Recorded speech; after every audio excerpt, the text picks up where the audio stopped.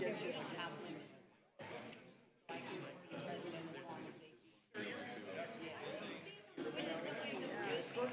it down. Silver Lake here. It's kind of near River Park.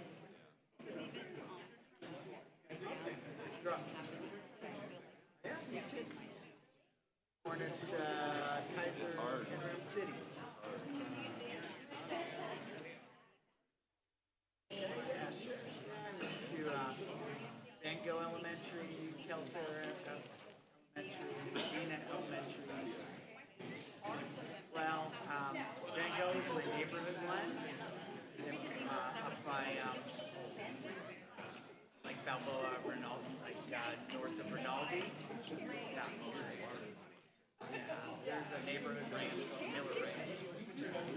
Live by. And then I got bused to Telfair for a while. And then started magnet school. I went to Pullman Junior High.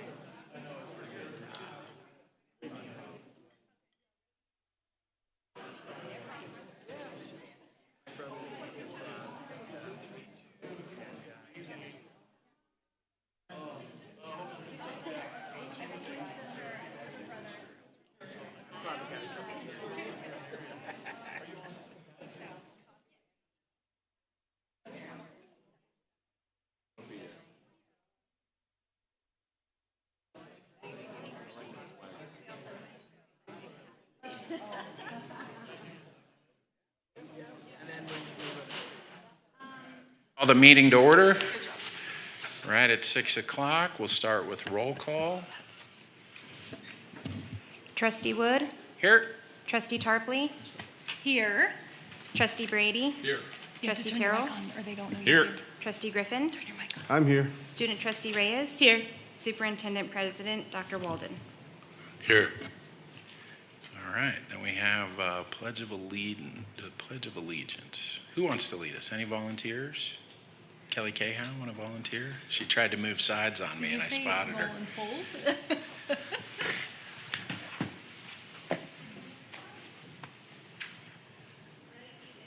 I pledge allegiance to the flag of the United States of America and to the republic for which it stands, one nation under God, indivisible, with liberty and justice for all.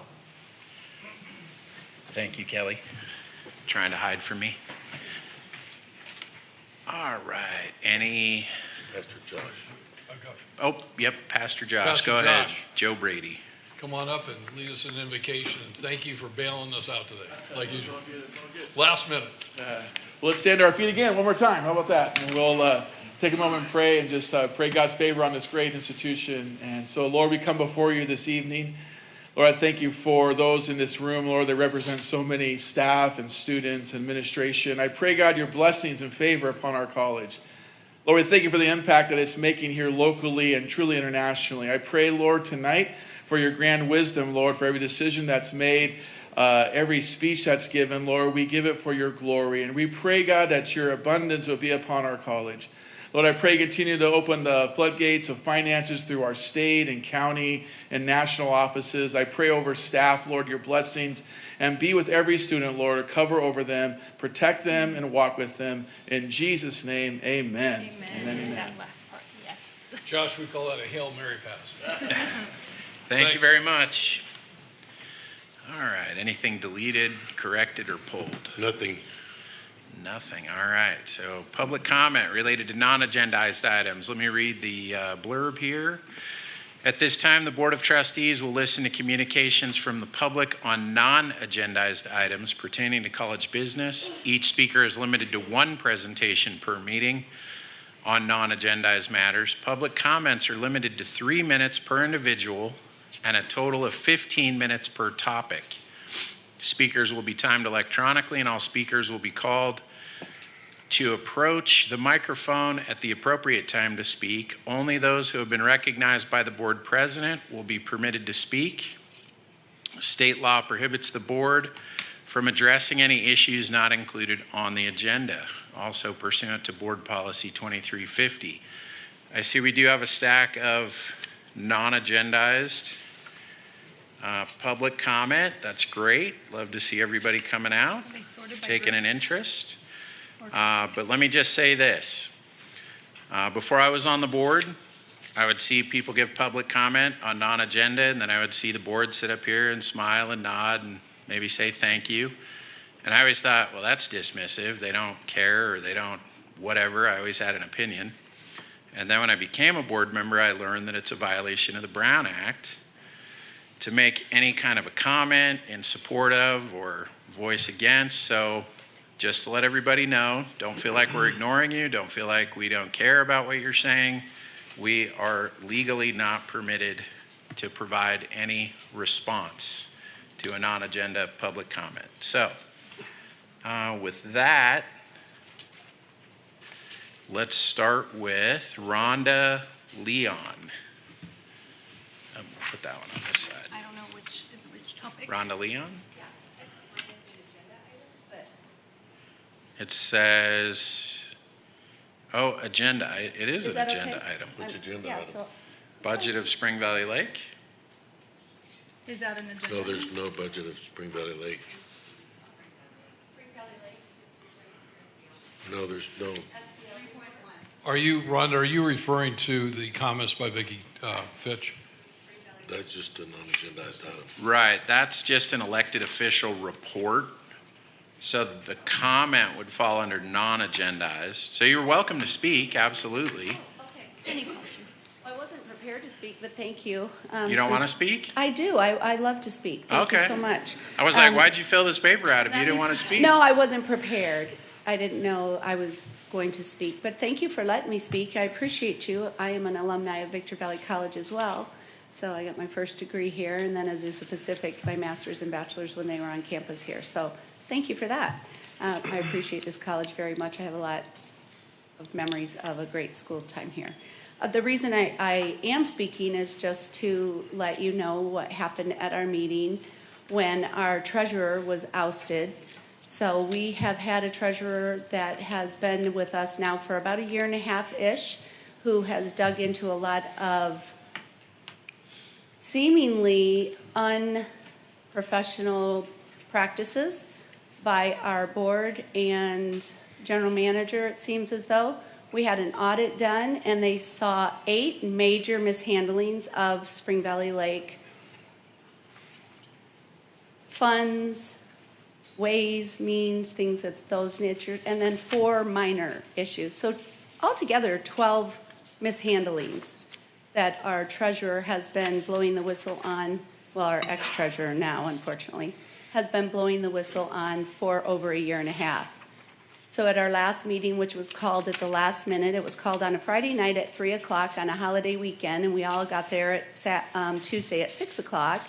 Our treasurer, for whatever the reason, now has been forced to step down by a vote of the board and our president, who is sitting here today, and is a CIO of this college. So I just want to speak out that I think what happened was very unprofessional. It held no integrity. Our treasurer was ousted without any idea of why. There was never a conference with her, anything, and we're just really surprised. There were over 300 people at this meeting, and everyone that spoke out in favor of keeping her. And the board meeting went over 3 hours, which meant that none of our voices were heard. It was almost as if it was already a done deal, and nobody's voice was heard. So we spent 3 hours to express our opinion to no avail. I just think since you hold 19 properties here, I think that's of interest to the board today. And I thank you for your time. Thank you. And then we have Elizabeth help me out, Elizabeth. What is it? Ferniza. Okay. I'm going to learn to read tomorrow. We're at an educational institution. Yes. The leader here can't even read. We're supposed to already know how to read. Good evening. Thank you for the opportunity to address you all. I come before you not as a critic of this institution, but as a concerned homeowner in Spring Valley Lake, a community in which Victor Valley College owns 19 lots. This is not a personal grievance. This is a matter of governance, ethics, and institutional integrity. I wish to present to you a series of urgent concerns about a potential conflict of interest involving Mr. Jay Cohen, who is currently serving as president of our HOA Board of Directors while also being an employee of this college. I believe Mr. Cohen is in a position where the interests of his employer, Victor Valley College, may conflict with the interests of the HOA community where he is supposed to serve impartially. It is my belief that his role as president of the Spring Valley Lake Association requires decisions on assessments, maintenance, enforcement, and voting rights, many of which could possibly direct impact a majority owner of properties such as Victor Valley College within Spring Valley Lake Association. Even if unintentional, this dual role creates the possibility, at minimum, an indirect conflict of interest and possibly a direct one. Mr. Cohen is acting explicitly or implicitly to represent or protect the college's interests within HOA. These concerns were heightened at the August 26, 2025 HOA meeting, where an independent auditor reported 12 red flags in our financial operations, including commingling of funds, a discovery of $1.8 million in an HOA, in the accounting firm's account, and the presence of the accountant in attendance during a meeting which is intended only for members. I am unaware if he is a homeowner of Spring Valley Lake. The college's employee and the HOA president, Mr. Cohen, allowed the HOA's contracted accountant to attend this meeting, which to me raises further questions about process and accountability. The recorded interaction showed Mr. Cohen engaging in conversation in a way that appeared to provide the accountant with advance notice of the audit findings, which potentially could compromise the results of the audit and preemptive correction action. Under California law, including the Davis-Sterling Common Interest Development Act, HOA board members must act in good faith and in best interest of all members under Civil Code 7231, avoid conflicts of interest tied to employment or third-party influence under Civil Code 5350, and must not engage in any self-dealing transactions without full disclosure and abstention under Corporations Code 5233. The dual loyalty presented here between the college and the HOA raises potentially legal, ethical, and fiduciary red flags and could put both institutions at a reputational risk. Mr. Cohen's dual role as both a college employee and president of the HOA, where the college has a major financial interest. Please note that on September 2nd, the president of the HOA and this institution's employee conducted a revote of officers of the board, which resulted in the removal by votes of the treasurer, Vicky Fitch, the very person which spearheaded the independent audit. I would like for the trustees of this board to consider these actions taken and keep in mind that the audit is not complete and the pursuance of a legal forensic audit is at stake. In closing, I reiterate, this is not a personal grievance. This is a matter of governance, ethics, and institutional integrity. The Spring Valley Lake Homeowner Association is a real community with real families and homeowners who depend on their board and, by extension, this institution to act fairly, transparently, and legally. Thank you for your time and your attention to this matter. Respectfully. Thank you very much. And I think that's all the Spring Valley Lake. Is that right? I was trying to keep them together. So then we have another group, Jason Elias, first up. Good evening, Jason. Good evening. Good evening. Thank you very much. Jason Elias with the California Federation of Teachers. I want to say hello to all of you. It's my first time speaking in front of you. You know April very well, and it's a pleasure to meet you as well, Dr. Walden, in the flesh. I and a number of our members are speaking to you about part-time health care tonight. Very simple message. You provide full health care to your full-time employees, and you pay out of the college's budget. You have the opportunity to provide health care to all of your part-time faculty who are our members. We have about 400 here. We represent thousands across the state. And those part-time faculty who teach for you and teach 2 classes can be provided the same health care that your full-time faculty get, and the state will reimburse you at 100%. Now, I am about 99% sure that you will never have to expend any of your own money out of your pocket. The state, for 3 years, has provided $200 million in funding for part-time health care. And in the last year, which was the most districts who have used this program, the state only expended about $63 million of that $200 million. I'm throwing a lot of numbers at you, but the bottom line is, out of the $200 million that the state provides to reimburse community college districts in the state, there's about $130 million that is being left unspent. That is money that will go directly into the college's coffers if you agree to give health care to those part-time employees who teach 2 classes, or what's called a 0.4 load. This was passed 3 years ago by Assembly Bill 190. It's a part of the Ed Code, and right now it is being reimbursed to districts for the past 3 years at 100%. Now, I'm not negotiating with you. I negotiate with Randy Erickson, who we have a great relationship with. Randy, who's your lawyer around negotiations, as I'm sure you know and has spoken to you, his firm has negotiated these agreements with other districts throughout the state. He's been involved in Cerritos. He used to also represent Yuba and some other community college districts. If you could please just consider it. A couple of months ago, one of our members gave you this fact sheet. I'm happy to leave this fact sheet for you. You'll hear from our other members, but I really hope that you'll consider it and come back to the table and talk to us. Thank you so much. I appreciate the time. Thanks, Jason.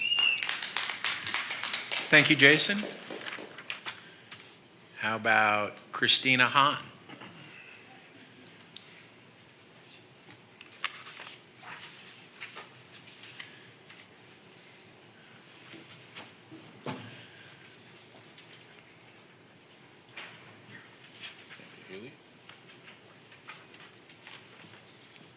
Good evening.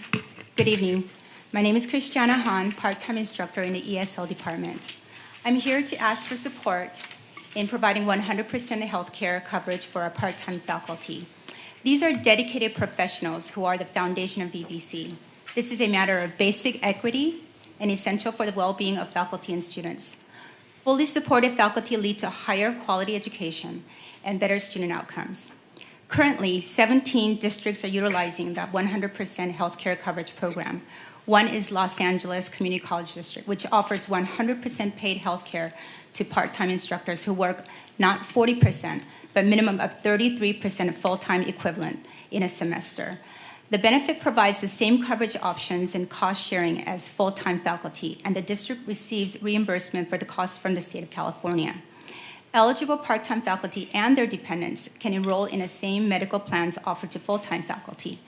North Orange County Community College District, which includes Fullerton College and Cypress College, also offers 100% paid health care to part-time instructors who work a minimum of 33% FTE, approximately 5 units, 100 non-credit hours, or 204 counseling hours. This proposal to provide full health care benefits to part-time faculty will not cost the district anything. This is because under a new state law, AB 190, the community college district will get reimbursed 100% of the cost to provide full health care coverage. Last academic year, the program spent $63 million, only 31.8% of the total $200.5 million allocated each year for the program. Now is the time for Victor Valley College to take advantage of this free money that will cover 100% of the cost to provide healthcare benefits for part-time faculty. VBC is a caring campus, not just for students, but for all faculty. Thank you. Thank you, Christina.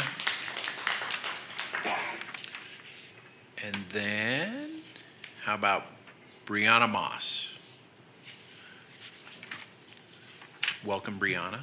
Hi, welcome. Thank you very much for taking this.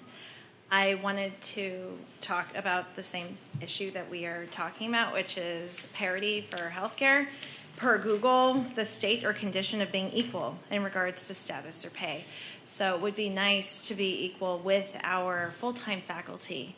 As many full-time faculty members say, oh, I used to be a part-timer. Yeah, I'm a part-timer at multiple districts throughout the state of California. I do teach at one of the schools, and I would love to see Victor Valley College offering part-time health care to faculty members like myself who just teaches one class at 5 credits, which is 0.33. And that would put you in the same boat as North Orange County Community College District or Los Angeles Community College. And I think that Victor Valley is one of the best places to work, and I would love to have the healthcare option for me and my colleagues, especially the part-time colleagues. So in the past 4 weeks, for example, I've had many medical emergencies, and I'm just dependent on my husband's status as an employee and his health care that he gets. But I'm waiting for thousands of dollars of medical bills to come through. And it would be nice to also have coverage through my job, which I used to have when I was a full-time employee for a company. But now that I'm part-time at multiple, I don't get it because it doesn't qualify if I teach 3 or 4 classes at multiple institutions. And I think that that needs to change. So even companies like Starbucks offers their part-time employees health care. So we can be like that, and I think this would be a valuable attribute of Victor Valley College, and it would make it one of the reasons that make everyone so happy to work at this fine institution. As I said, I'm very happy to work here. I work face-to-face. I love talking to the students, to the staff, to the other faculty members and administration. I like having that personal rapport with everyone. And I do think it's important to keep people like me and my colleagues happy in their environment with the healthcare, especially when it would be reimbursed by the state of California. Then it's no loss, it's just a gain. So thank you very much for taking the time and listening to me, and have a great day. Thank you.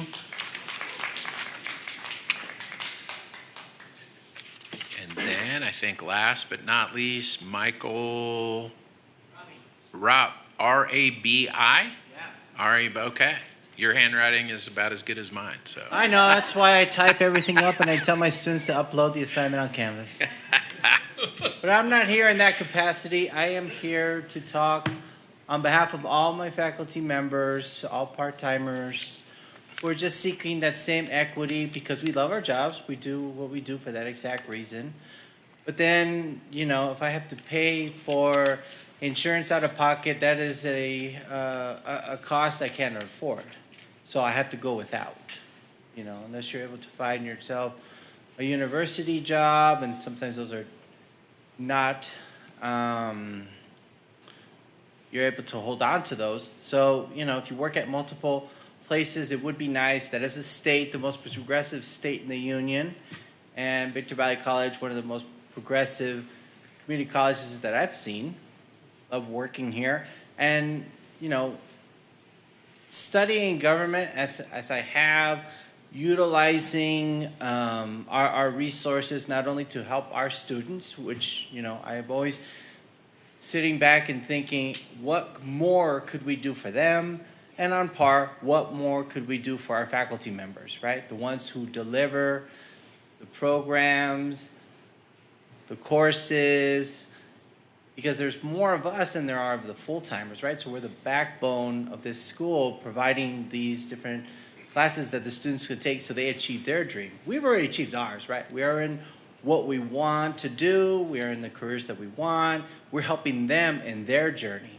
And we just want a little bit of peace of mind so that we can be at ease. I will be, you know, much more comfortable knowing that if I did come down with a cold, cough, or some kind of medical emergency, that I didn't have to second guess and think, okay, Can I go ahead and just manage this, manage my own health care, and not have the ability to go to the doctor and think, I don't know if I can do that and I can pay the rent, you know. So it's just more of a peace of mind, and if it is provided as state funds, you know, to be able to work and find a way to process, you know, whatever paperwork is needed. If the government is offering that, fully funded, will not impact the school itself or any programs therein. Thank you for your time. Thank you very much, Michael. And I think that's it. Did I miss anybody? Was there anybody that turned a card in and I don't have up here? I don't want to leave anybody out. All right, I think that's it for public comment. Thanks for being here. It's nice to see some people coming in and having something to say. All right, now we've got 3.1 SVL report, Vicky Fitch.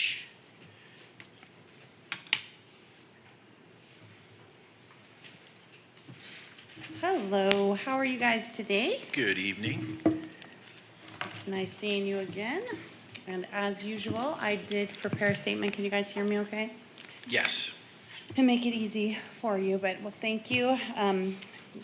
First of all, I'm Vicki Fitch. I'm sure you guys know that from Spring Valley Lake. Good evening, Dr. Walden and trustees. Thank you for having me here once again to update you again on the situation in Spring Valley Lake. Although I have been directed not to speak to you about the audit, it was not a lawful demand, and therefore I do not feel I should be bound by it, but I will try to comply out of courtesy for my fellow board members. Tonight I am not here to tell you about the audit. I am here to share with you what was shared in the open meeting on both August 26th and September 2nd, which you were all eligible to attend, and there are videos of both events should you wish to go back and confirm what I'm saying is accurate. As you know, I have found financial irregularities that were reported to the board for over a year now. The carrot dangling in front of me was always, let's wait for the audit. So I patiently waited while disclosing more and more concerns to my colleagues, including those I've shared, which included commingling of funds, which is a violation of Civil Code 5380B3 of the Davis-Sterling Act. As trustees for the college, I'm sure you understand the weight of the fiduciary responsibility to protect the college and students with the resources and powers you were entrusted with when the people voted for you. I too feel the weight of that commitment the residents and property owners of Spring Valley Lake has entrusted to me, and being the treasurer has an added responsibility to stay focused on the finances and to make the best decisions I can that are in alignment with the needs of the community. I have been dismayed at the pushback and quite honestly the abuse I've received as a board member, but I have persevered because I made a commitment and mama didn't raise no quitter. I told you the last time I was here that a resident had come to the microphone at the previous meeting and suggested that we be taken into receivership so we could get these concerns resolved. And as you recall, my answer was that that isn't necessary at this point because I'm on it. And I'm like a dog with a bone. I don't intend to let this go. If there's ever a time that you should be concerned, I will sound the alarm and let you know. Well, now I am sounding the alarm, okay? I am sounding the alarm and I would absolutely be concerned, and let me tell you why. Number one, the auditor had to deliver a draft report to the community instead of the final report she provided to the board. Since I was asked not to speak about the audit, you are welcome to email board@svla.com, and President Jay Cohen has promised to return all emails so he can provide you an answer. Number two, in audits, there are 3 types of concern called control issues that need to be remediated. And so I don't provide any slant for you. I will read the definitions as outlined in the accountinginsights.org article, Material Weaknesses versus Significant Deficiencies, Key Differences Explained. Categories of control issues. In internal control over financial reporting, control issues are categorized by their severity and potential impact on financial statements. These categories help auditors and management identify, assess, and address deficiencies to ensure financial reports are accurate and reliable. Level 1, control deficiency. A control deficiency arises when the design or operation of a control fails to prevent or detect misstatements on a timely basis. While it does not necessarily indicate a misstatement, it highlights potential risks. Addressing control deficiencies often involves revising procedures, enhancing training, or implementing stronger oversight mechanisms. Level 2, a significant deficiency.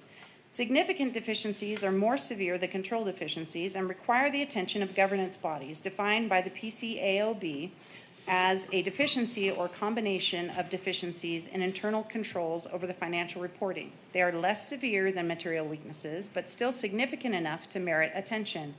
These deficiencies may stem from inadequate documentation, insufficient reconciliation processes, or oversight failures. While not material, their potential to influence decision-making makes them critical. Management must communicate these issues to the audit committee, which evaluates responses and remediation plans. Level 3, material weaknesses. Material weaknesses represent the most severe control issues, posing a significant risk of material misstatement in financial statements. Again, the PCAOB, which is the Public Company Accounting Oversight Board, defines material weaknesses as a deficiency or combination of deficiencies such that there is a reasonable possibility a material misstatement will go undetected or uncorrected.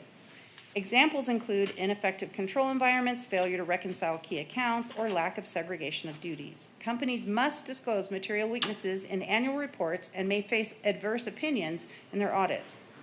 Addressing these issues often involves comprehensive reviews, significant resource allocation, and external consultants to ensure corrective measures are effective. We at Spring Valley Lake received 8 material weaknesses, that's level 3, and 4 significant deficiencies, which are level 2. I had a list of questions to ask the auditor when she completed her presentation, and one of them was I asked her to confirm that her analysis also concurred that over $250,000 had been received by our accountant from the membership that was not deposited into our bank accounts, and she confirmed yes. The actual number from last fiscal year was $270,922.48 that was received from the membership and not deposited into our bank accounts. The actual number from the 6 years they have been our accountant as of last week, because my access has been revoked to review the financial records, I am unable to keep you up to date on this figure. But as of last week, $1,844,210.49 has been received by our accountant from our membership that's not deposited into our bank accounts. Now, please note, these reports are downloaded directly from our accountant's program. They are not my figures. I did not organize the data. It is exactly as it was downloaded. I also want you to know that the accountant does not dispute this. He claims it is owed to him, which is under review from the forensic attorney. I also want to outline this does not include the monthly fees for services that we pay them. We currently pay almost $9,000 a month for those services, and those bills are invoiced and paid as regular invoices would be. Please understand that another reason we need the forensic audit to be completed is because we need to know if our tax returns have been filed properly. To help this be relatable to you, if students at VVC paid their tuition to a third party who deposited those funds into a commingled account with other colleges, then once a week, the third party deposited an undisclosed amount into your bank account that was less than the total they had collected. Refuse to provide your accountant, treasurer, with access to the information for over 15 months. Finally provided access to see your accounts, but still refuse access to the original deposits because they are still commingled with other colleges. After writing the vice president of the bank a letter reminding them that it was illegal and providing the civil code violation 5380B3, I finally got access to the reports, but unable to reconcile the transactions. Comparing it to their contract, you found out, and then comparing it to the contract, you found it to be potentially contradictory. I am not a lawyer, and I am not making any determinations. I've never said, and I want this, these are the 3 buzzwords that are going around Spring Valley Lake. I have never accused anyone of fraud, theft, or mismanagement. I've accused no one of anything. I am providing facts. I'm a numbers person. 2 plus 2 should always equal 4, and we are having some issues with 2 plus 2 equaling 1. I could go on, but I think you get the point. I would hope the entire board would be committed to the answers needed instead of losing all curiosity regarding the legality of the transactions, and instead of working together, calling a special meeting at 4 p.m. on Friday of a holiday weekend to unlawfully remove the treasurer in the middle of the forensic audit. There were hundreds of people in attendance, and more than 30 people spoke, stating they did not want me to be removed because they wanted transparency. It was quite obvious to me, as my personal opinion, that only two of us, myself and Director Troop, who does happen to be in the room, did not know what was going on. It seemed quite obvious the board had a meeting without inviting either of us, or they were involved in what's called a daisy chain conversation, which is also not allowed. I cannot confirm this transpired, but there has never been a complete revamping of the entire board at a meeting before, and calling it 1 week after the auditor's report and at 3 or 4 o'clock on a Friday of a holiday weekend seems a little odd to me. I have notified the board of their unlawful actions and will pursue the legal remedies to right this wrong so I can continue protecting the community. And as VVC is a state-funded institution, I am learning about extra protections that are provided and what additional measures can be taken to protect all of us in the community, as I was duly elected to do. As an additional caveat to this situation, I feel it's also my duty to advise you that these same issues were happening in 2021 to 2023 as provided in a circulating document by Tim Craig, which is the reason I ran for the board in the first place. Some of the very concerns we are experiencing now were also identified then. Some of those concerns he had identified were excess expenditures via petty cash and credit cards, fund transferred covering reimbursements to petty cash and payroll that are violations of policy and looks like they were done without board approval, false statements made by our accountant and GM, violation of policies regarding reserve funds and contributions, bonuses paid to staff that don't seem to be approved by the board, inability to track the funds reported as being in our bank accounts, non-compliance with the law on document requests, missing data and false information being provided, misrepresentation of our financials and unauthorized movement and use of funds, money being transferred into an account that was not identified as an SBLA account, and we have the number listed, multiple transactions on different weekends in Las Vegas, including rounded numbers of 500s and $200, reserve transfer discrepancies that are still happening today. On a positive note, we did hire Director of Finance, Mary Stapp, who held that position or a similar title for the city of Barstow. I have the utmost faith in Mary to help us remedy some of the deficiencies. But I implore you, as voting members of Spring Valley Lake, to demand the SVLA board continue with the forensic audit that has been started with the same service providers that people, excuse me, and that the people provide real transparency in this situation. There's so much more I'd like to tell you, but I'm undoubtedly out of time, and I assume you may have some questions. I respectfully request that if others try to dispute these facts, that I am allowed to provide you the proof. Everything I'm stating today is factual and verifiable. Thank you for your time.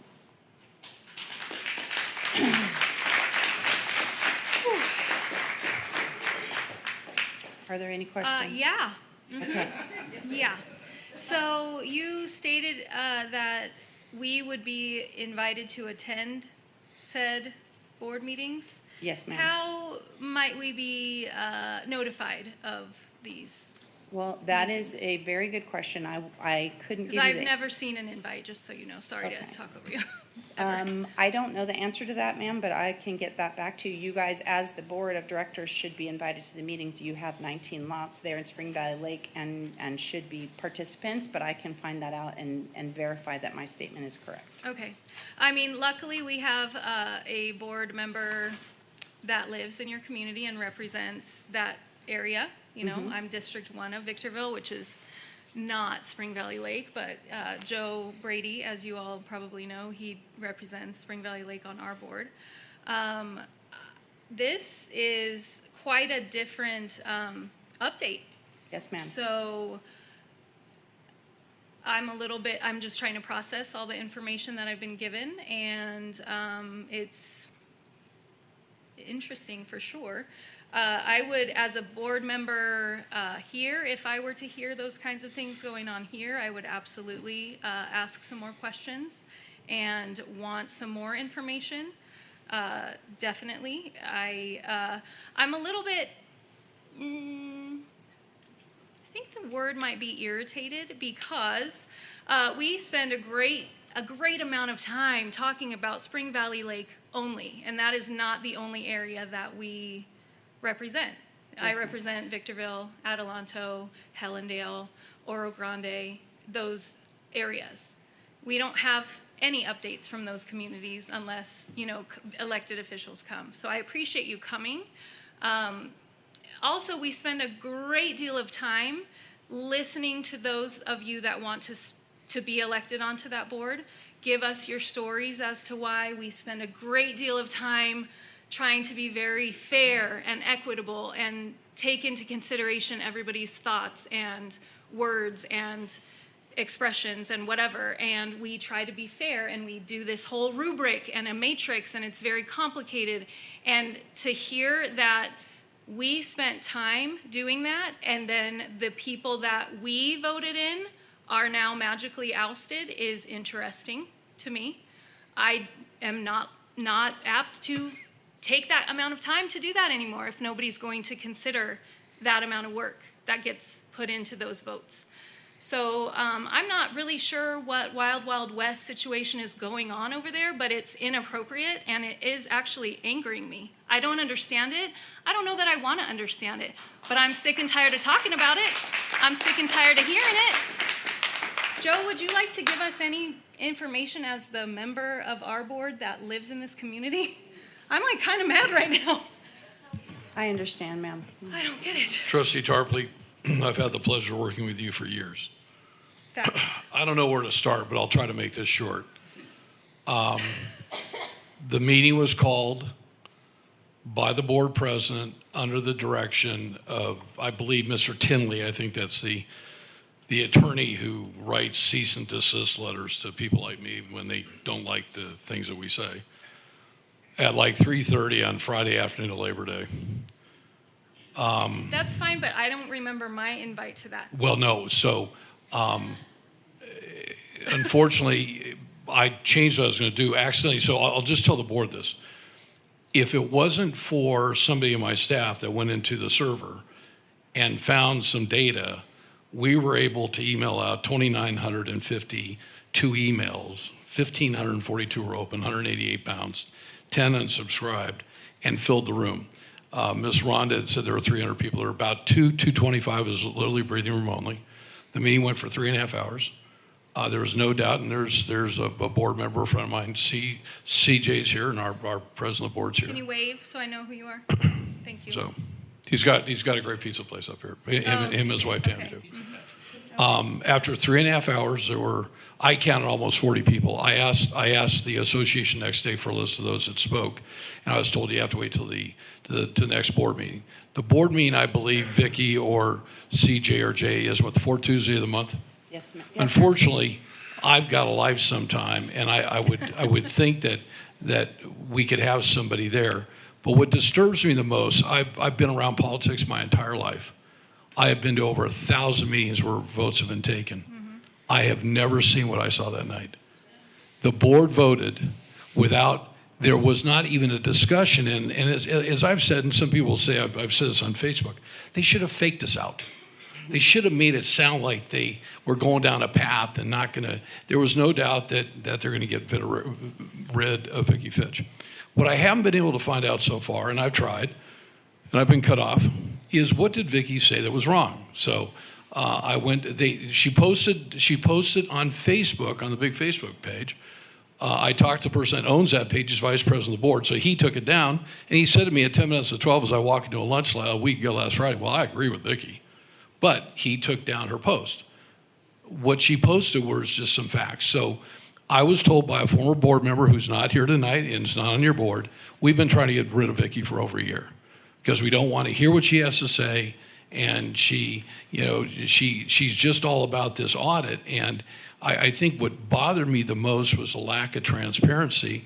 And I think, like Rhonda said, those people that went there, the 200 people who went there, lost nearly 800 hours of time because the board did not respect those people that were there and say, you know what, they could have very easily said, let's wait for another week. It's Labor Day weekend. But thank God my staff was able to find the email. So I will say this publicly. I am doing a video tomorrow as Joe Brady. I am very proud to be a trustee at this college. I think the college has done very well. But I am going to lay out the facts on a video. That video will go out to 2,750 people by email, and hopefully those people will get to the next board meeting. I will tell you as trustees, I have never, outside of almost losing our accreditation and the $4 million structural deficit we had, I have never seen an issue come to our college board that bothers me more than this. And it shouldn't be like that. We should be partners. We shouldn't, some of the email, some of the exchange on Facebook is crazy. I've reached out to one of the board members and their spouse and said, I'm willing to meet with you because you know what? Facebook's not going to win here. The residents are going to win. And there's 12,000 people that live in there. If you figure 3 people per household, we got 4,214 lots. We're 98% built out. It's just really a shame. I mean, we should be friends. We should be working together. But there is definitely, I will tell you this. I've been in politics all my life. There's something, in my opinion, that is clearly being held back. Because I'll tell you, if you watch this Facebook stuff, and it's crazy. It's like the divide we have in our country. If I say I like Joe Biden and you like Donald Trump, we're enemies. And our community is being divided by it. So I would ask whoever board members are watching this. I mean, as I walked in tonight, I had somebody who I didn't even know say to me, "What's going on in Spring Valley Lake?" And I said, well, how do you know? They said, oh, Joe, everybody's talking about it. Well, you know what? It's embarrassing. It's embarrassing for our college. It's embarrassing for our board. And it's even more embarrassing for our residents. And who the hell wants to move in there and buy a house? It's not what you call a shit show. It is a shit show. So with that, I am close to this. I'm trying to watch my role. I am a homeowner. I have 2 homes in there with some pretty good value. But I'm also a leader within this community, and secondarily, I'm also a trustee. So I watch my role. I think I've tried to be very respectful to the president, to the other board members, and I don't walk up and pound my chest, and I'm a trustee of EVC. They all know that. But we all have to live together. We all have to find a solution. And Vicki, I will tell you this, and Terry, your husband, I feel bad for both of you. I mean, why anybody would put anybody through this, man or woman, is just beyond me, okay? And I've had a lot of men say to me, this is pathetic. So hopefully those board members are watching. I'm sure that there's all kinds of people tapping in. Let's figure out a way to get together because I will close and say one thing. I reached out to Paul Stanton, who is the treasurer, and I've known Paul a long time. And last Sunday morning at 7:40, he called me. We were on the phone for 50 minutes. Half of Paul's conversation with me was, Joe, how did the college turn around and how did the college get to the point that it is today, that we're the #1 community college in the United States? And he was really kind of curious about leadership and how you hire leadership and stuff. So we agreed that conversation was confidential. It's remained confidential. I haven't even talked to my wife about it. So hopefully Paul and I can continue that conversation. I think that Paul wants to get above this little fray, because I think he understands, getting away from it. So for those that came here and spoke tonight, thanks. We may agree, disagree, but at the end of the day, we are in America and we do have a constitutional right for free speech. I just wanted to say one thing to correct Mr. Brady. I didn't actually make a Facebook post. No, I didn't make a Facebook post. I replied to someone with facts. And I was suspended from the group for 28 days. I did ask for, so they're attacking me, and I can't even correct what they're saying because I've been suspended, so I can watch all the vitriol. But the part is that I did ask. I have not been notified that didn't get anything from an attorney. I didn't get anything from the board telling me what I've done wrong. I asked them, what is it that you're saying that I have done? No one has provided anything because I didn't make any statements. I made no factual statements. I attacked no one. I made no conclusions. I stated facts. So I just want that out there. I do appreciate your time, and I am sorry, Trustee Tarpley, that we are here. I really am, because my goal was to be giving you guys celebratory news that the audit was finished. We still have to finish this forensic, and I hope you guys will encourage the board to do that, because trust me when I say there are many, many, many things that still need to be revealed that I'm unable to share with you, but they are very important, and we should all expect that. Well, I hope you guys can all figure it out for sure. I hope so, ma'am. I am still a director. I just apparently, for today, am not considered the treasurer. So, thank you. Anyone else have questions? Okay. No. Thank you. Thank you very much.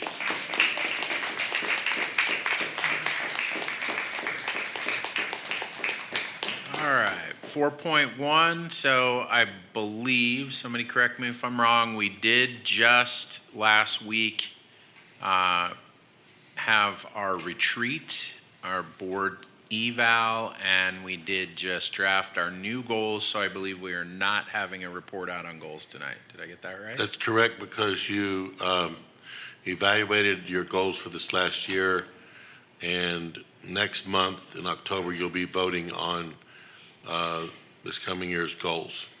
Perfect. And Trustee Bren, I just want to say, I thought the meeting was great. And it's great when Dr. Walden wakes up at 3 o'clock in the morning and has a premonition of goal number 6, and we're able to adopt it. No, I thought it was a great meeting, and I thought we got a lot out of it, and I thought it was good. So you're saying it's great that we give Dan nightmares? Well, he was very clear telling me at 3 o'clock in the morning, but he knows I'm up at 3:30, 4 o'clock. So. Right, yeah, you were firing emails in the middle of the night. All right, so we're skipping board goals for tonight. We have individual Board of Trustees reports. Anybody want to volunteer to go first? I'll go first. There we go. All right, so for the month of August, wow, I've actually done quite a bit. I got an opportunity to go on 2 campus tours. One was led by Dr. Walden himself, and he took me on upper campus as well as lower campus. We didn't have a lot of time to talk in depth about a lot of the things that were happening on the other side of the wall, but a couple weeks later, I got invited to yet another campus tour where we got more into the steak and potatoes, and that was with Dr. Taranga and Dr. Radcliffe. And I just want to say I was just really impressed with the things that I learned about our non-credit programs. I didn't know, I wasn't fully aware that we had such great offerings to the community and at no cost. I mean, we're talking the pharmacy tech program I was blown away by, and cosmetology, hairstyling. And when we went in, everybody was just completely engaged. I mean, nobody even really noticed that we were there. And so that, as a former high school principal, anytime I walk into a classroom, one of the signs that students were engaged in academic rigor is that, they would be doing exactly what they're supposed to be doing. And I'd be able to walk up to them and say, hey, what are you doing? And why are you doing that, and how can you use that? Well, these students were buzzing around the classroom. I mean, they were really on top of it. So that was really impressive. Really good to see. Really good to know that I'm in a community that has such great offerings and at little cost to people in the community. And then Dr. Radcliffe, he was really handling that golf cart thing that we were riding in. And Dr. Taranga only fell once. And so, no, just kidding. She didn't fall, but it was, Oh my God. it was a lot of fun. We've got insurance. No, Monica said no. And then, as someone alluded to, we did have the retreat, the special board meeting with Dr. Gillies and meeting, Not a retreat. Okay, not retreat. It felt like a retreat at some points, but yeah. So, but it was very informative, and yeah, I'll just kind of leave it at that. But I'm really excited. This month is Hispanic Heritage Month. I'd say more than half my friends are Hispanic, and so I'm really looking forward to that. I'm really looking forward to some of the offerings, some of the events that we have planned here. I know that on September 23rd, there's an art exhibit that I plan to go to, and I'm sure there are other things that'll be happening, and so you're going to see me buzzing around campus, and so I'm really, really excited. September the 11th, there's the commemoration of the Americans who lost their lives on September the 11th, and I plan to be here for that too. And so I'm just really excited. We have a lot of great stuff happening. I'm really pumped and really excited. And that's my time. Perfect, thanks. I'm off. Perfect, thanks. Want to just keep going down the line? Sure. This last month, I attended my quarterly Manufacturing, Engineering, and Industrial Technology Apprenticeship Committee meeting, which leads to a lot of the not-for-credit programs that Dr. Griffin's reporting on. I also happen to be on the Greater High Desert Chamber Board. We had our executive meeting for that, for the Greater High Desert. I attended the Industrial Maintenance Mechanic graduation, where we graduated, I believe there were 12 students, and that was very good because actually one of them was mine, and we're putting him to work. And then, let's see, I think it was yesterday, I sat on a board for the Inland Empire Desert Region Consortium on how community colleges, industry partners, and K through 12 are working together to meet the needs of our upcoming future employees. That's enough. Oh, and then I attended the board meeting for our goals. Perfect. Dan? No? No reports later. You? Me, you want me to go? Okay. So the board meeting, not a retreat because there were no massages per Jen's rules, She'll get upset. Retreating away. was great. We did. No AC. I think we did. We had some fun, and we came up with some really good goals. There was probably half as much work done after the meeting with Dan's epiphany of goal number 6 that I think is being kind of combined into 4 and still in the works. But I think we have put out a good set of goals for the next year. Aside from that, I have been working very hard at setting up 2 collaboration meetings between people here at the college and people on the outside of the college, 2 similar but different groups for collaborative partnerships for training and education in a way to get more students here to VVC. So we have a luncheon coming up on the 15th on Monday that I want to say Stephanie has been a huge help. A huge help. Stephanie's done so far probably 90% of the work. I've done like 8% of the work, and I feel like I've done a whole lot of work, but she's done like 10 times more than me. So, but it is a lot to get a room full of people from different areas. Even just to pick a day is a huge task. So, but that's going well. And then helping out Trustee Brady to do an industry sector luncheon and trying to get a bunch of folks wrangled and then pass them off to him so that he can continue the planning. So making good progress in that, and that's about it. Jen? Are you still, do we get angry, Jen, or do we get chilled out, I Jen? don't know. now? No, I'm not chilled yet. That was. Yeah, let's roll. thing. You guys want angry, Jen? All you got to do is say, hey, more Jen, fun. Joe and Solar. Oh, here, hold on. Yeah. Hey, Have you seen did the you see solar- all the covered Yeah. parking as we drove in today? Take it away, Jen. Solar. You guys make it so fun. So fun. parking. So fun. With So, to my report, thank you very much. 9/11 Memorial flag placement attempt was made by me and my family, but there was a little bit of a scheduling snafu where I heard it will be from 7 to noon, so I showed up at 10:30 and they were done. So, yeah, I have a teenager and he does not wake up early, so we did not make it, but we did congratulate those that did make it early and place flags on Saturday.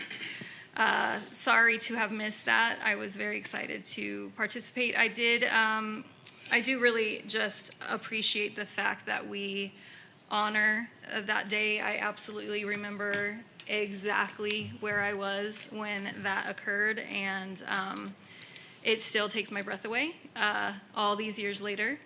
And so I will see you all there at 7 o'clock on the 11th. And I did attend our special board meeting on September 3rd from 5 to 8:30.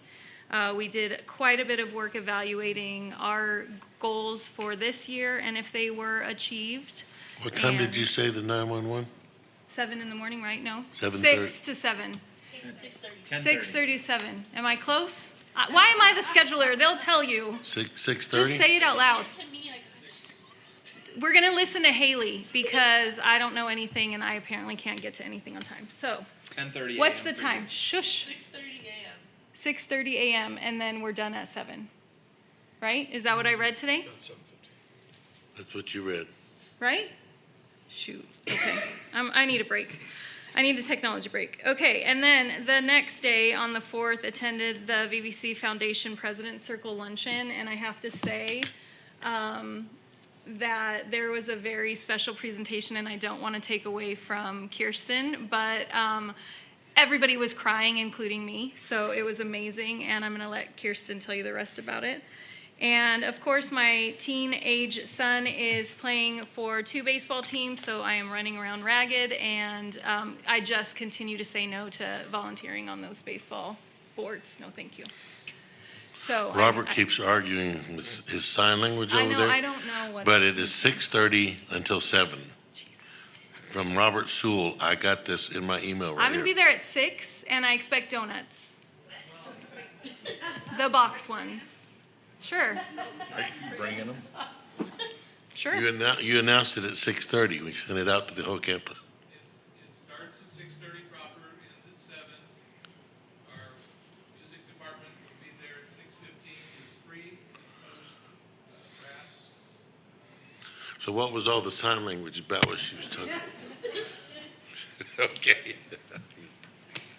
I try really hard. That's all. Intent is good. Go ahead, Joe. I'm going to defer to our student trustees. Joe doesn't even want to fall. No, I've got something to say, but I think she should go first. Oh. Or, yeah, second. Doesn't even want to fall. Thank you, Trustee Brady. I can Those are big shoes to confirm fill. that Trustee Tarpley did attempt to make 9/11 I did, and I flags. hugged all my babies, and I love you all. That's all I can I say. love you too. So this past month, I attended the Student Trustee webinar for the Student Senate for California Community Colleges. I was not able to go to the workshop where all the student trustees were, so it was cool to get a refresher of what they learned at the workshop over the webinar. We had our club rush. We're excited because there's a lot of new clubs that I was seeing this year, and I just submitted my ASB agenda today, and there's like over 5 clubs that are ready to recharter in one day. Are you guys doing your next meeting this Friday? Yes. At 5 Yes. o'clock? Yes. Is that really a yes? Yes. Okay. But it was also cool that we kind of aligned our club rush to meet with President's Circle Luncheon. So we had a lot of the community members walking through the Student Activity Center, and they were seeing, like, what is going on? Like, why is there so many students down here? No, what we're wondering is, are you going to leave any pizza for us? We No, came back or down. can I We get had a ride 200 on those pizzas. golf carts? Because I had to park like 8 years away. I think I was like I lost at my the. piece of pizza. Yeah. Hey, there was a lot of pizza. You could have had Oh, some. I know. But I know you had some good food at the from President's Tyler, Circle yes. Luncheon, too. So good. We also had the 9/11 flag set up over the weekend. I was able to make it 2 out of the 3 days, and it was a lot of fun. We actually had former trustees John Pinkerton and Sharon Pinkerton show up. So it was really cool to see the community come out. I believe a lot of the high schools and everything showed up, and we had so many of them out there, and that's why we were able to finish so much earlier. We even tried to extend it a little bit. It's a good problem to have. Yes. All right, upcoming, since Robert Sewell stole my forum. September 11th, the Day of Honor, we will start at 6:30 a.m. sharp. We have the Honor Guard, which is the 54th Fire Academy, and we will have a band playing pre-service and post-service. And then September 13th at 7:30 p.m., we will have our Evening of Comedy and Magic. I recommend looking at your emails and RSVPing for this because it is a fantastic show.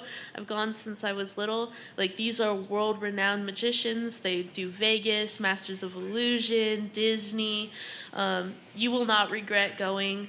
Bring your family, significant others, children, and it'll be a great time. And that concludes. Thank you. Let me ask, how many people here have not been to the 9/11 event that we do here at the college? Raise your hand. Tears. If you can, I cannot tell you, it's beyond cool. It's right over where the library is. The flags were there. I'm preaching about this. I have a prayer breakfast with 350 other people down in Ontario at 6:45 that morning, so I will not be there. But I'll tell you, it's a great, great event. We've talked about the Spring Valley Lake deal, and I think that's been kind of beat to death. I did go to President's Circle this month, and I don't think that there's a better cook in the entire region than Tyler.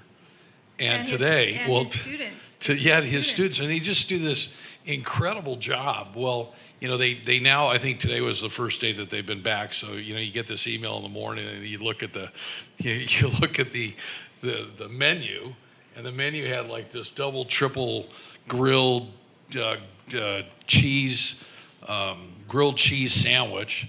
I mean, I bought like 3 items there for $25. I couldn't finish my sandwich, and probably had the best gumbo I think I've ever had. I mean, we've got such a great, for those that aren't even from here, this is a great place to come and have lunch. Our students do a great job. On the 24th, we do have a luncheon, an industry luncheon that Dr.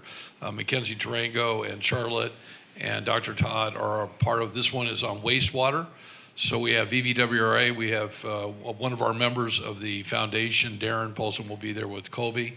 Atlanta will be there with Dr. Gill.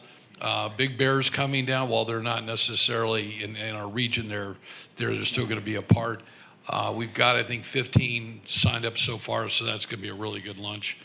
I'll close and say this. Yesterday, we're thinking about doing some remodeling, and I was reaching out to a contractor I've been referred to, and we were trading voicemails for last month. Finally got him yesterday on the phone, and he was trying to let me down nicely and just said, hey, I'm not doing that kind of work anymore, and I'm doing this, that, and the other. And I said, and so what else are you doing? He said, oh, I recently got a job at Victor Valley College.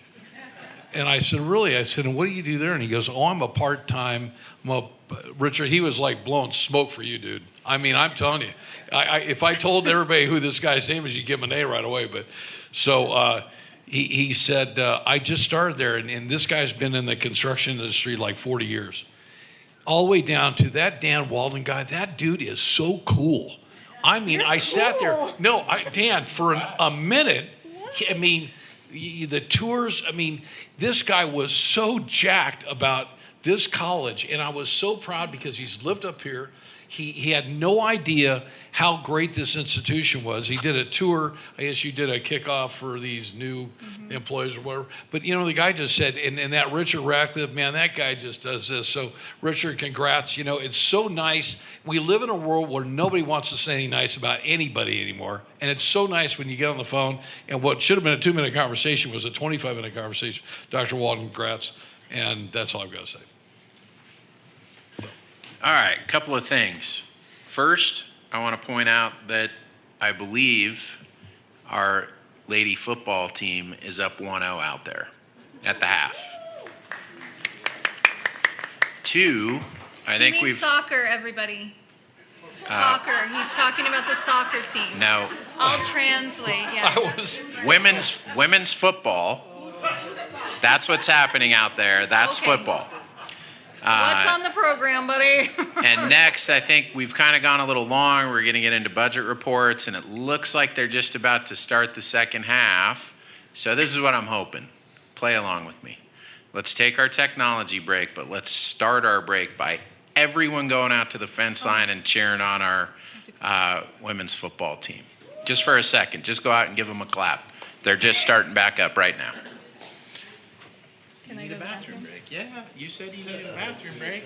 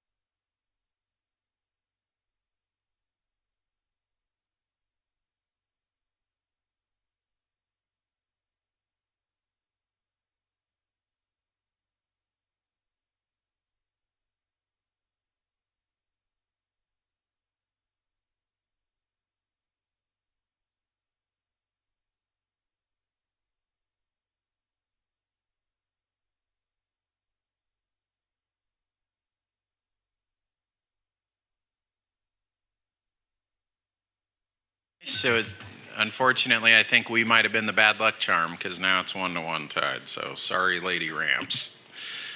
All right, so It was our fault. We've left. They can score another goal now. am I on? You're on. I am? Okay. At this point, I wanted to do this last month. It didn't happen, so I'd like to have you come to the podium and introduce our brand new Vice President of Instruction, Dr. Mackenzie Tarango.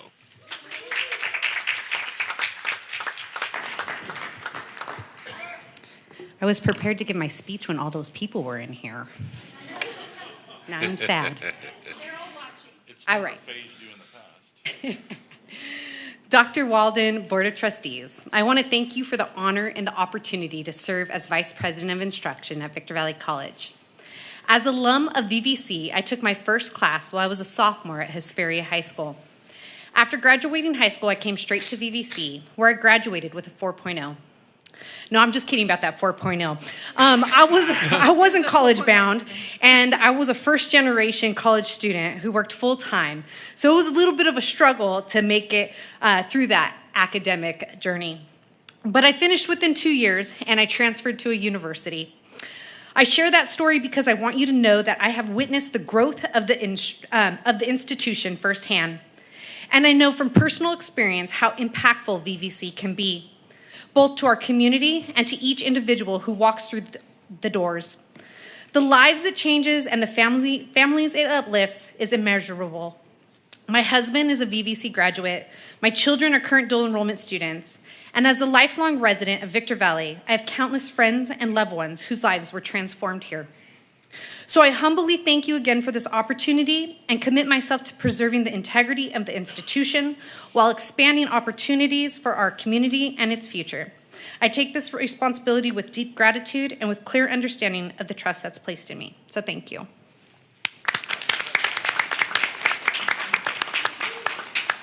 Well done. You know, one of the things I like about Mackenzie, she makes me look good. We won't get into that. But thank you.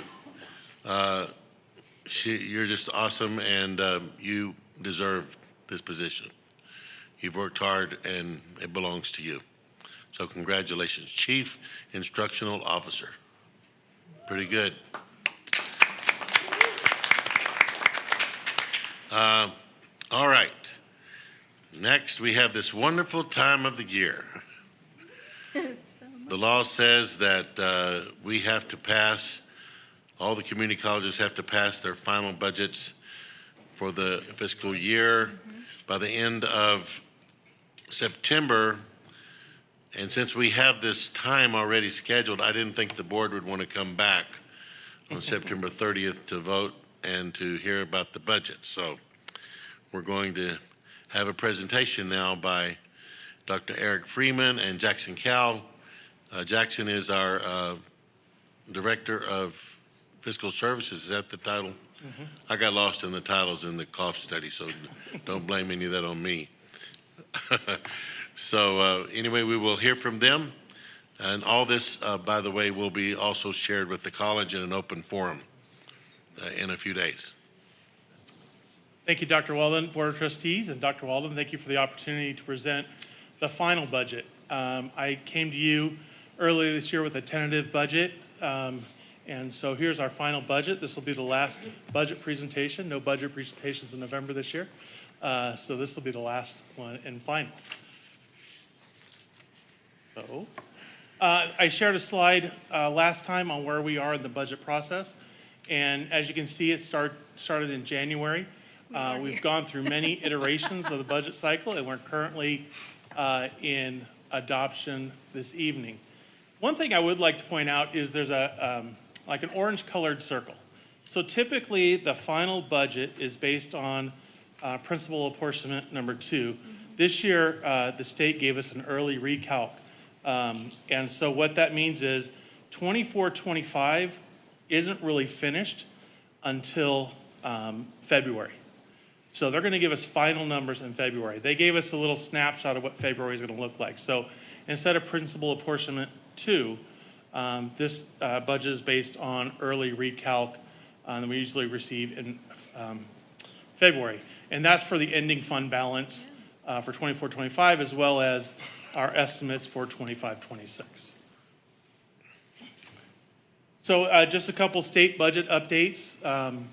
For 24-25, the state allocated $100 million for growth for 24-25.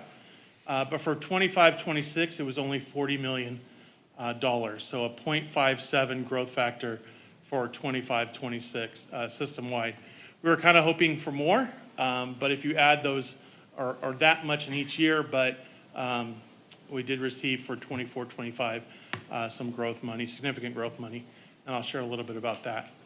But you can see over 2 years, it was 2.35. The majority of that was for 24-25. So we'll talk about the unrestricted general fund. Some assumptions: we always have to follow the 50% law, where 50% of our unrestricted general fund budget goes to the instructional program, and we have met that. We also follow the board designated reserve at least 16.7%, and so we've exceeded that, and I'll show you that in a second. And then we just based 25-26 on the information that we currently have.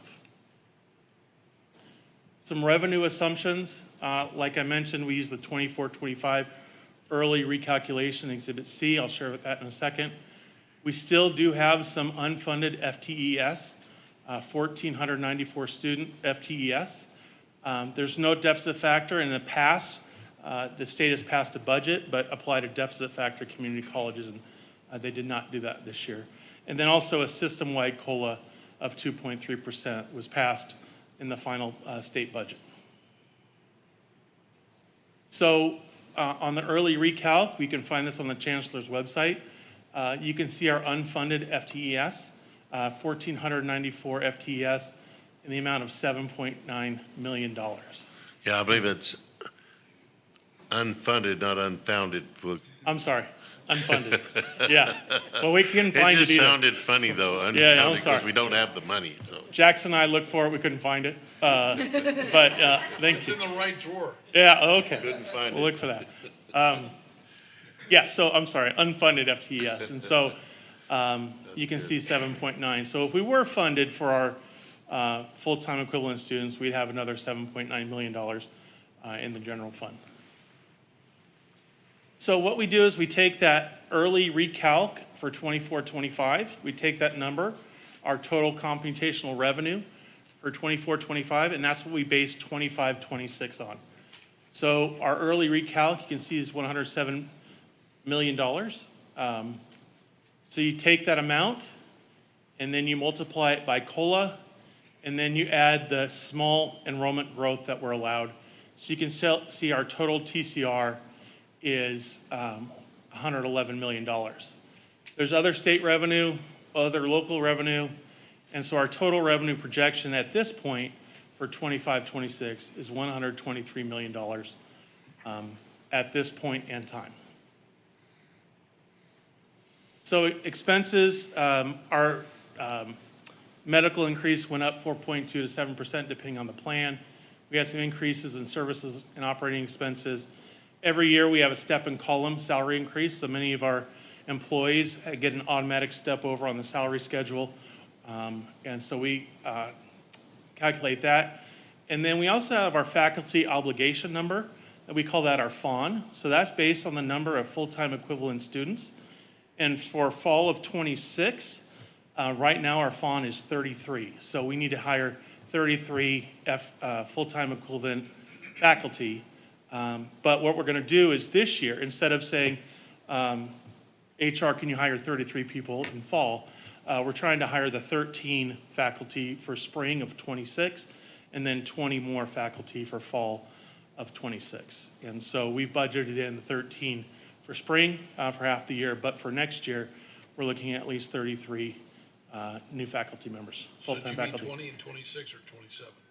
Fall of 2026, we have to have 33 new full-time faculty. And we're going to start with 13 mid-year this year, add on the 20, and we'll get to our 33. So this is a chart. I don't wear the glasses, but This is our actuals. So you can see 22, 23, and 23, 24. We call those actuals. That's how much money we actually received and actually spent. So they have this in their budget book? Yes. And those have been verified by auditors, by our auditors. So 24, 25, we have actuals. That's what we think that we have spent, the money we received as well as the money we've spent. The reason it's called unaudited is because now our auditors will come in and look at our revenue assumptions and our expenses to verify that. And then we'll bring forth an audit for the board for our 24, 25 numbers. But then you can see 25, 26. You can see the numbers I share with you, the 111 million for total apportionment. We receive other revenue. Total revenue is 123. Our total expenses is 121. We've put some more in capital outlay, some contingency, but you can see total revenue and total operating expenses. We are still not in a deficit for this year and the following years. So you see 26, 27, 27, 28, 28, 29, and we're required to go out to 29, 30. I can guarantee you that those 29, 30 numbers will be completely different.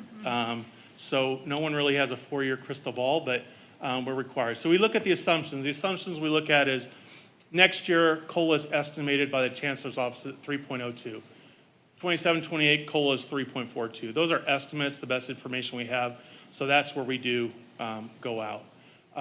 You can see at the very bottom, the 16.7% in every year that the board designated amount is there. And then undesignated for 24, 25, we had 30 million. And next year, 14, 13, 12, and you can see that that's going down. So that unfunded FTES is going to catch up with us at some point. And so we'll have to be very cognizant of our expenditures moving forward if we don't receive our full funding. We also have other funds, so that unrestricted general fund is what we mainly report on, but there's also 2 slides, and this is 1 page in your budget book, 2 slides of funds, and you can see the top line is our unrestricted general fund, and then you can see other funds, including our bond interest, our Rams Cafe, child development. The GIC was a funding source a few years ago that we had to liquidate, and so that went into capital outlay, so we had to show it this year as 0. You can see capital outlay fund, bond construction activities, and that will be zeroed out by the stadium field houses this year, self-insurance fund, and the list of other funds. So if you have any questions about that at any time, we'd happy to share any information that you're looking for. So just want to thank the entire college. So we started the budget process, Jackson Quo and his team, back in March. It involves everyone. So his team sent out categorical budgets to the deans. The deans worked with department chairs, other vice presidents. So it was a collective effort. Really proud of the fiscal services team pulling that together, getting our ending fund balance very accurate, as well as our revenue projections and expenditures. It was definitely a team effort, and we're excited to offer a final budget to you this evening. And we'd be happy to answer any questions. Jackson's here to kick me if I say anything inappropriate, or if for emotional support. Emotional support, or if there's deep questions, we can both answer. I want to clarify for the board what's happening with the unfunded FTES.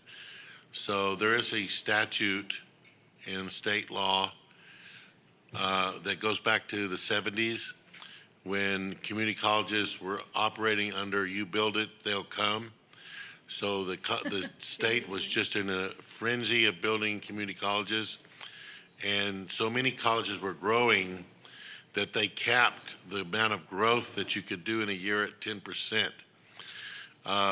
However, I had a 45-minute conversation with the executive chancellor of finance for the state of California in the chancellor's office, just he and I. He, along with the previous executive vice chancellor, both of them told me that that is an outdated law It doesn't apply anymore because many of the colleges are not growing, many are in decline. A lot of them are at stabilization, and a few are growing. So there is a big lobby on this year with CCLC, as well as our own lobbyists that we have in Sacramento for Victor Valley College, and the State Chancellor's Office. And we are lobbying our legislators to remove that law and to take it off because it no longer applies, so that all growth gets funded, so that the system itself could grow by taking in all of the growth from those of us that are growing. No one are growing as fast as us, not even close, but there are a few districts that are growing. So, he commented to me that next year we may not be having this problem because he just has a lot of faith that but he came from the Department of Finance and was a major player there and was hired then by the Chancellor's Office. So I just wanted to share that with the board. That's why we did get $4 million of growth this year, but we should have gotten another 8, as you saw up there. So just wanted you to know how that works. And we are lobbying to get that law lifted this year. Dr. Dan, I know that you'd spent quite a bit of time with Assemblyman Juan Carrillo. Is he still helping us? Is he still helping us on Absolutely. That issue? Actually, Assemblyman Lackey, Assemblyman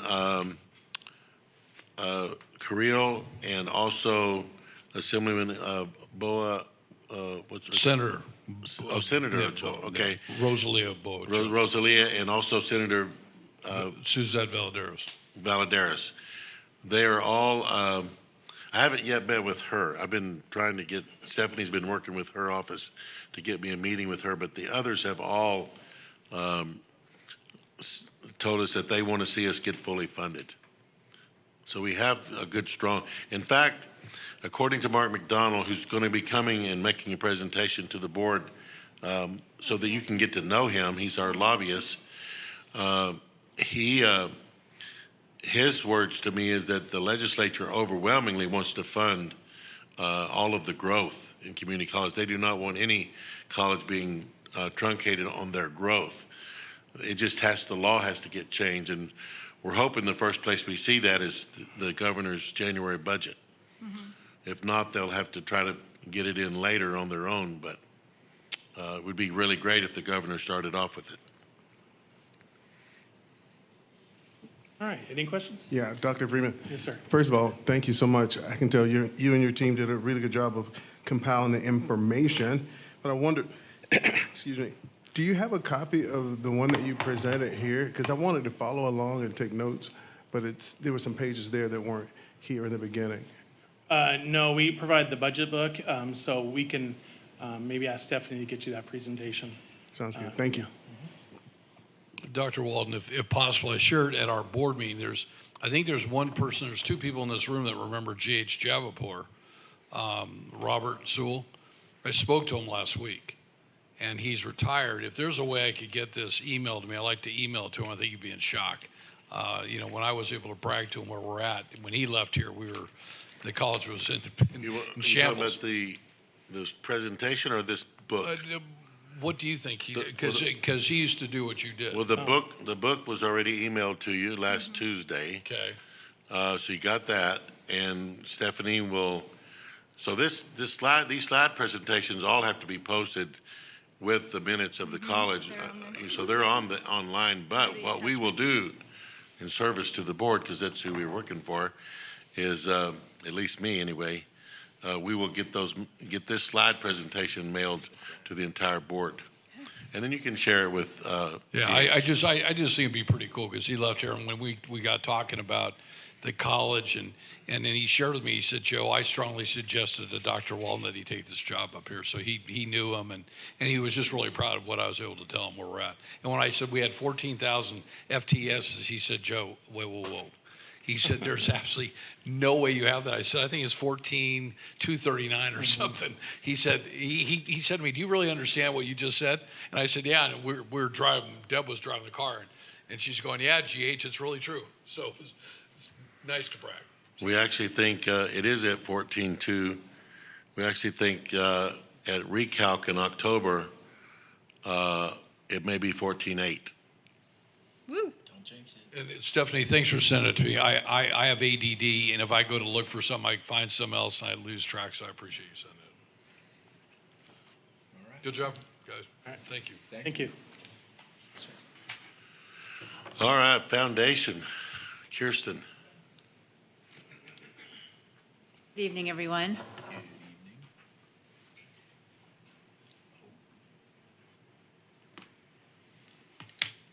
All right. We just finished our campus grant cycle, our second campus grant cycle for this year, and some of the awardees you can see are programs we have assisted. I wanted you to be able to take a look at those with a little bit of detail. We were able to award $21,600, just $21,600, a little bit over that, to very deserving programs. So we will have one more cycle for our programs to apply for, and we'll be able to award that out before the end of the year. How many cycles do we do? 3. 3, okay. And then Trustee Tarpley alluded to this. Thank you for... I was trying to give it to you. Yes, Sorry. thank you for allowing me to share this. I really appreciate that.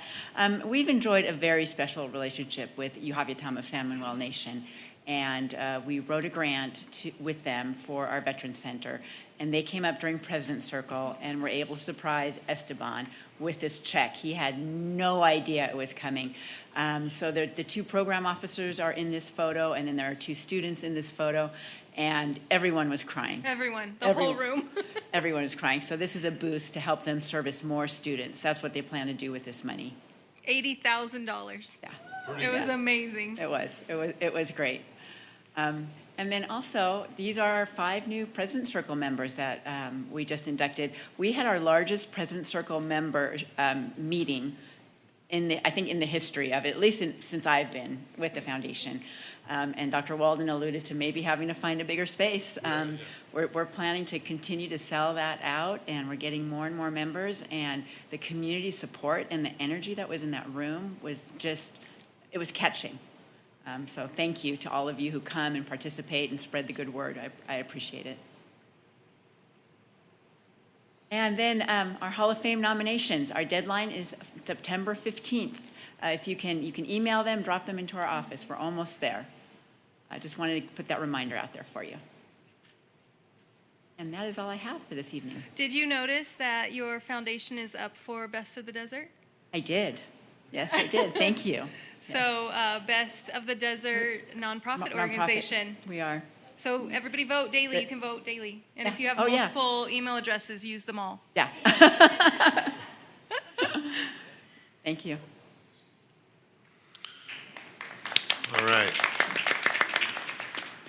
So Can I just ask a question real quick? Sorry, Oh, Dale. wait, Sorry. wait. Just real quick. All the categories stay open until September 15th. Yes. That is correct. Okay.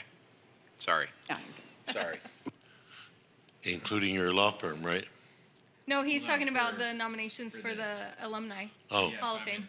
I'm in 2 categories in Best of the Desert. Yeah, okay. Use all your emails. So at this time, Eric's going to come and give us a facilities update. Just a quick overview of our projects. Well, hello again. I think the board, you have Yes. a copy of this. Who's this guy? So we've done a lot of great work last year. This is about what we're going to do moving forward. You have it. Just wanted to share some information. One of the things you saw in all funds was our capital outlay funding and our bond funding. So just want to share some projects that we have coming up and where they're at. I'll talk about this at the end. But okay, so HR, building modernization, we're in with the architect. You can see the status of each one as well as the estimated cost. The board has approved architect design with all of them except for the last one, but the event center parking lot is out of DSA, and so we're going to go out to bid for that. Oh, there you go.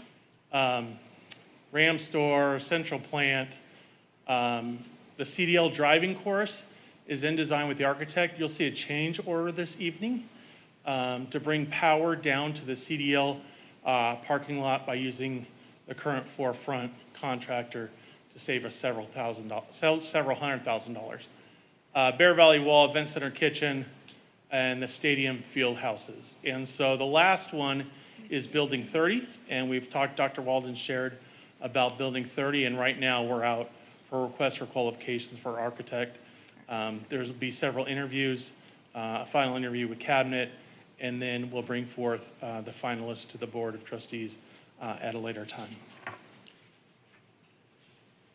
So these are HVAC and asphalt repair. So you can see finishing up the Regional Public Training Safety Center, our adaptive PE building. In Building 31, we have some air handler work, and the gymnasium is the original HVAC. And so we keep it going, and for our students as well as our big adult school graduation, kind of keep our fingers crossed every time there. So we'll eventually bring things. So developing a scope of work means putting together the bid package, working with vendors to put the scope of work, so when we go out to bid, we can be very specific about what we're looking for. Some asphalt repair, crack fill and slurry coat, parking lot queue. I can't mention it, I don't think in this meeting, but where the car covers are going in. We're going to, as part of that, repair the asphalt. And then parking lot A is by Building 10, kind of the outside of the campus between that and the one stop. There's quite a bit of crack fill to do there and some slurry coat. So we'll bring that to the October meeting. Student Activity Center is going to have a lot of work done to it, starting with the roof repair. If you look up right around, if you're walking up the stairs, don't do that, it's not safe. You can see that we need to work on the roof. The Student Health Center that was presented by Dr. Gallagher, we're going to do some work there. Really a modernization to the whole bottom level. Paint, some carpeting upstairs to some furniture to really bring a great experience for our students. And then there was an ASB goal of a shade structure. And so we're looking to do that right outside of the SAC. And then we have other projects, pickleball courts. We've talked about that. We've done some concrete repair. Last year we did quite a bit of ADA concrete repair to support our students and community. Music room modernization, carpeting, lighting. It's one of our most needy rooms. Some other roofing. The board has approved on several occasions some vehicles, gators for maintenance and operations. We had a carport. We need to expand that carport to keep those out of the sun. We're not in use. And then along with this fund, we talked about increased faculty offices and then other instructional requests. Dr. Tarango is not shy on other instructional requests. So which are all good for students and our faculty, absolutely. So those are our major projects. What I plan to do in the next couple months is, that's quite a bit, is to bring forth and share with the board a schedule of what those projects look like. Not realistic to finish them all in 25, 26, but we'll prioritize, bring the board a schedule so that you have an understanding of what the time frame looks like for all of those projects. So I just want to share what we were planning on moving forward with in 25, 26, and beyond. I'm happy to answer any questions. Yes? Great job, Eric. I remember we gave an architect a contract to design concrete in our parking lot, and that was what, 600 grand? For the event center or some other? For the event center next Yes. month. So for $2 million, so $2 million is in addition to that, or? Yeah, we have not gone out to bid yet. So we're estimating that's what the parking lot will cost. Okay, so $2 million plus 600,000. No, I think that, no, it was like 200 and something thousand. Yeah, I'm not sure it was 600,000 for the event. Not 600,000. I'd have to get back to you on that. How many parking places do we end up with? 306. That's expensive. That's how many you'll have additional between here and the gymnasium. Wow.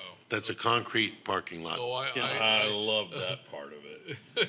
It's like, at least we, okay. More concrete. But asphalt is not that much cheaper right now. No, the You need to event, go concrete. the event center kitchen, Yes. I kind of miss that. What are we gonna do here? So that's in design right now, to look to support the instructional program for Tyler to be able to use that as a lab space and instructional space. So that's in design with the architect right now. Currently, it's a warming kitchen. Not a working kitchen. That is to convert it to being a full culinary kitchen. Yeah, okay. I'm asking a question. Oh, please. Yeah, thank you. I kind of thought. Yeah. Stadium field house? So that's the field houses around the stadium, including equipment room, restrooms, visitor and home. We're talking about baseball. We're talking about football, baseball. Okay. Yep. So one is on this end of the home stands. The other one is on the other end of the home But stands. bathrooms for the baseball attendees. So there will be bathrooms in both of them. And when you're playing football, then the visiting team goes in the one that is west. And then when you're, right, is that west? Unless they're closer to concession, and then they can use That's whichever west, one's right? convenient. Whatever direction that is, Yeah. that's where North. baseball is. North. Okay, north, sorry. And then south, on the south end, will be the home team. But the one on the north end will also be the field house for the baseball team where they can meet during their Perfect. meeting times and all that. So no more. There will also be, in addition to restrooms in those two buildings, there's also going to be restrooms for the public by the baseball courts, Okay, good. So no more porta potties. Over there. baseball field, what did I say, courts? Yeah, baseball field. Sports ball. Eric, thanks. You're welcome. I'd love to see us spend money. And this new gentleman that just came, he said on the tour, he said, you can see how much money's been put in here, and it makes people say, wow. I mean, it's like the wow effect, you know? I like the Marriott effect. Dan talks about the Disneyland effect. I would welcome you to come back and give us updates more regularly. Okay. It's super helpful to us because occasionally we are out in the public and people will ask us, and then I have to text Dan and be like, hey, what is this? Because I can't remember everything from Sure. 7 months ago. So Covered parking. thank you. I think when that hill comes down, that's going to be big. I'm going to punch him. Can you Every guys all time I drive look with away? somebody, when that hill comes down, that's going to be a big deal. Yeah, we're close. It's almost out of the city, so, and that's not a DSA project, so we'll be able to go out and Yeah, prepare a 'cause bid. that's city. So, Right on. Cool. Thank you. Very, Thank very you. nice Thank job. Very great. all right. Thank you. Okay, ASB goals. Hello. You have again. 15 of them. I'm only gonna give you an update on one today, because we had new appointments come in, so we're making sure everyone's getting settled in their goal groups. One of the big ones we did this past month is student handbooks were distributed out to students the first week of school, as well as they are on display in the ASB office. And then Advisor Sewell also told me to remind you of two things that I forgot in my other report. October 4th is the Mariachi Festival at 3 p.m. and October 10th is the Hispanic Heritage Celebration at 4 p.m. to 8 p.m. Okay. And that will conclude that. That's the end of my report. All right, moving on. Academic Senate. He's left. Here. Well, oh, there he is. You moved back. Threw me off. I can't stand up and show you all of them. I gotta walk a little bit first and get the knee moving. Get it in gear. I Yeah, got for one of sure. those too. Well, we started this semester, hit the ground running. We had our first academic senate meeting on September 4th. We ratified 4 action items, 2 APs, and 2 recommendations to Dr. Walden. I think actually yesterday I sent them forward, which we're very proud to do. We have a busy year and a lot planned. I, for one, am very excited that Dr. Tarango is our new Chief Instruction Officer. Our recommendations go forward to Dr. Walden, I work most frequently and most often with Dr. Tarango, nearly on a daily basis. And she's a hard act to follow. She is without without question, the hardest working VVC employee. She's super well organized. She shows up to meetings. The copies are warm sometimes, but it's there, it's done. She's prepared. I know that Dr. Scott's watching. Sorry, she's got you beat on that. But we're really excited about what she's going to get done in the Office of Instruction for our students, because that's the most important part of what we do here. And welcome and congratulations. Not that you're new, but thanks.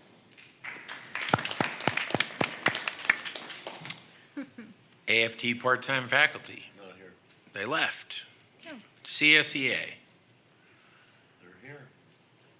She's here. She's here, and she didn't have to get her knee in gear. And I'm older than him. I might need a couple extra minutes because I have a few things I wanted to say based on what took place tonight. The AFT proposal, I don't know all the ins and outs of that, but if it is 100% reimbursable to the district, I don't know why we wouldn't do it. I couldn't imagine not having health care, so I sympathize with them. But again, I don't know all the details, so that's just based on what I heard here. The second thing I wanted to say was congratulations to Dr. Tarango. The other thing was I do not attend the Budget and Finance Committee meetings, but I have classified professionals that attend for me. And one of them is very good at digging into the budget and asking a lot of really hard questions, which she has done recently. And I just want to commend Dr. Vreeman and Jackson Quo on their transparency, their willingness to answer anything she throws at them. And if they don't know the answer, they get back to her. That is a breath of fresh air compared to what we used to have, which was no transparency and irritation anytime that we asked questions. So we very much appreciate all the work that they do and their willingness to work with us and answer our questions. Now, on to my CSEA report. So the semester has begun and classified professionals are working hard every day to support students and staff. This can be particularly hard when systems aren't working properly, which unfortunately seems to be the norm since the SAS rollout. Students and staff justifiably become frustrated and angry, especially at the beginning of the semester when things are not working for them, and that frustration is often directed at the classified professionals. I just want to remind everyone, whether you're coming on campus or you're calling Connect to Success, IT support, financial aid, A&R, or another department, the person answering the phone or the one you talk to in person is not the cause of the problem. They are, however, trying to assist you the best way they can, and yelling at them and being rude isn't going to help them fix your problem. We all need to remember that kindness and respect go a long way. Thank you.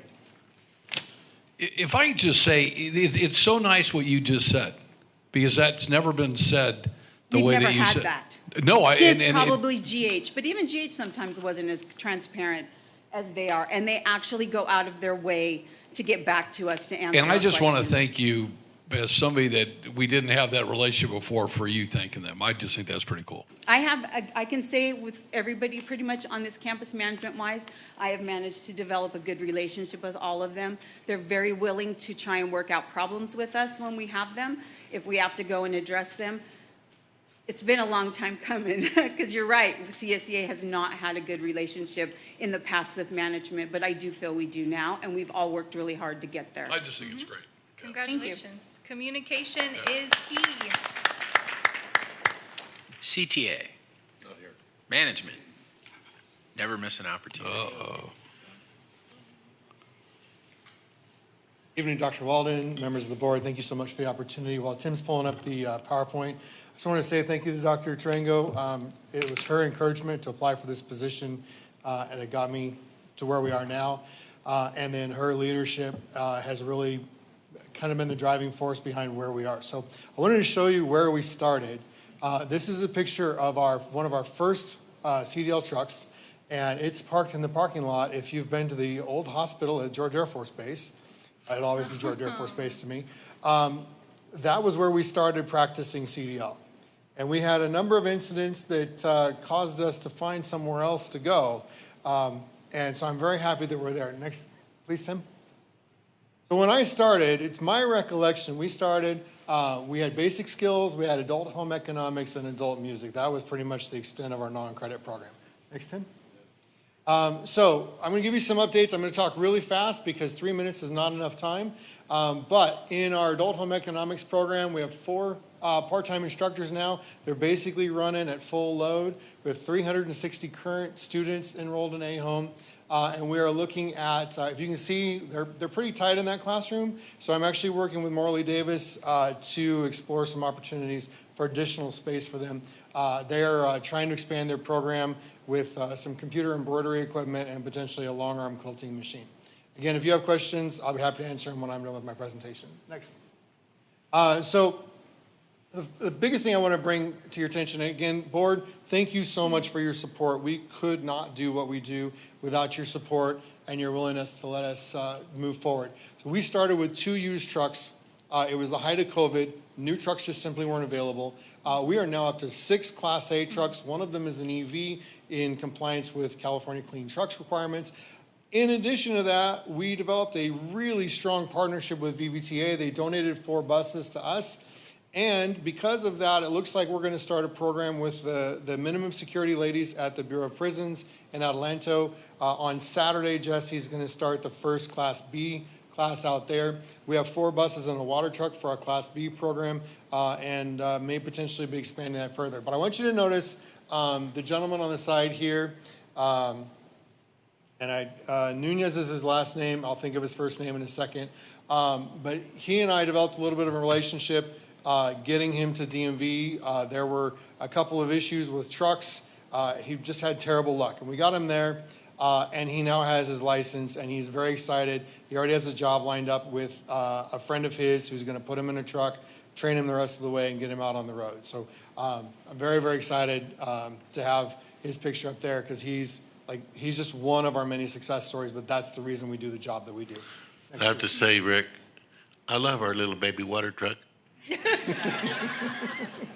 And we do too. So our manicuring program is down in Lower Campus in our portable area. And so as I was starting here at VVC, we were in the middle of construction, remodeling 2 double portables, and we were thinking, man, this is like all the space in the world. We're going to be great with this. And we got open and went, wow, we really could use like double or triple the space that we have to handle the demand for the programs. So in working with our faculty lead, we figured out how to rejigger our schedule. And so we went from 2-a-days in the cosmetology room to 3-a-days. We were able to add 50% more capacity. When we started, we offered just cosmetology and manicuring, and we've gone now to cosmetology, barbering, manicuring, and an esthetician program. And then we also run, within our rotation, not every time, but we run a barber crossover program that allows people that have a cosmetology license to also get their barbering license and basically be qualified to do anything within the industry. I checked it today, fall of 2025, we have 238 students currently enrolled in cosmetology classes. That's Next, awesome. please. Emergency medical certification is actually a really, really important program for us. Our EMS program made EMR, the Emergency Medical Responder, EMS 50, is now an official prerequisite for the EMT program. Part of EMR is that they have to get their BLS CPR certification. And so this program, one of the big things we do with this program is make sure that all of our EMR students have the opportunity to get their BLS in time to start EMT. As it says up there on the screen, we're looking forward to being able to offer BLS. BLS is for medical professionals. It's not something we would offer to people off the street. So we're going to offer BLS to support nursing and allied health. And then also we plan to offer Stop the Bleed and Heart Saver for the public. Those are like a trauma care and a public-facing CPR class. Next, Tim. Emergency telecommunications is maxed out this semester. We are super excited. That program's kind of had a little bit of a slow ramp up. We're very excited to have them there. And then I'm working with someone who is very well known throughout the entire Southern California area. Ron Dunn is a dispatcher with many connections, and he's working with us to develop our post-dispatch academy so that we can train people who are criminal justice certified and can go work for the sheriff's department in their dispatch. Thanks, Tim. Forklift program is going strong. You can see Robert Hewitt is the gentleman there in the blue. He's our instructor right now. We've really been challenged finding qualified faculty for that program. So Robert's actually also one of our CDL instructors. And he's like, I really like teaching CDL, but if you need me, I'll teach forklift also. And so we've interviewed 3 potential faculty members. We're working on reference checks for them right now. And so we think we'll be able to grow that program to where we're really working on it. I've had a number of conversations with ICR, and we're working with them to develop a stronger relationship to make sure as they need people trained, they can send them to us, and then we're sending our people that are trained to them so they can start getting them placed in employment. Next, Tim. And then finally, pharmacy tech started this summer. And so they took their initial class this summer, which is kind of an intro class, but it's also pharmacy math. Apparently pharmacy math is the thing that most of them struggle with. So we hit them with that first. We have 24 students in the program right now. Again, Morley's been amazing. Dr. Trango also with the funding and resources that we need. So in the back of the room, you can see we have some special machines. Apparently you're not supposed to breathe the pharmaceuticals as you're mixing the compounds. Who knew? But so, so we have those machines. These are the latest pictures I have. We've actually done work in that room since then, and we have some more shelves coming. IT has been amazing with us to get computers in so we can get real live actual pharmacy software. So the students will do intake like you do at a pharmacy. They will use beans and used pharmacy cups to put out your order together, and then they'll have the consultation at the end when they hand you that. And we actually run 2 different registers. So the picture on the bottom, closest to you, that's our retail counter. So on the left side, you drop off your prescription. On the right side, you pick up your prescription. On the right, where all the boxes in that picture are stacked on top, that's going to be more like our internal. So if you were in a hospital, for instance, and you're working with internal, so more like your IV bags, that kind of stuff. So again, it's been a long time going. Where those counters are, basically there were walls for an office about a year ago. And so we've really done a ton of work in that room, and I'm very, very proud of my instructors. We have 4 instructors, I think it's 4 instructors on staff now for that program. Tim? Now, those are the programs that are running right now. What's coming up? Notary Public. Faculty member is meeting with me, I think, tomorrow morning, so we can finish up our reapplication for the Secretary of State. It takes about 7 months for them to get back to us every time we send them an application. Phlebotomy launches in the spring. That's been a not-for-credit program. Students have been paying $2,000-ish to do phlebotomy. We're going to move it to non-credit and make it no charge to the students. I have an amazing instructor who is also working for LA Mission College, and so she's going to be teaching our classes, and we're going to bring on some other instructors as well.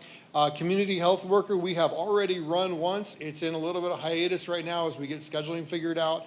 I'm hoping to run that again in the spring. Core reporting is in the final stages. I think all the curriculum is either approved or is at the state level, and then we'll be submitting our application to the CSR board, and don't ask me what the initials stand for, California Shorthand Reporters, I think is what it is. So we're planning for a fall 26 launch for that. I have 2 faculty members on board right now, and I think 3 more in the process. Esports, faculty member's been hired. He is here on campus working on curriculum, working on the classroom, and we are working to get that room open to the students to get in and start building that momentum and get them excited about the program and get that room up and running.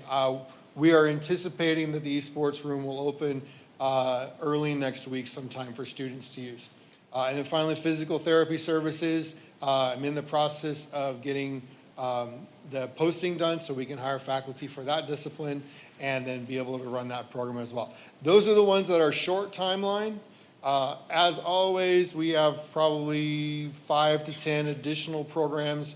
Mr. Terrell has been working with me for probably a year now on heavy equipment service, and we're still looking for qualified faculty for that program. ICR has partnered with us, and they're helping us do a search for additional faculty or a qualified faculty member for that.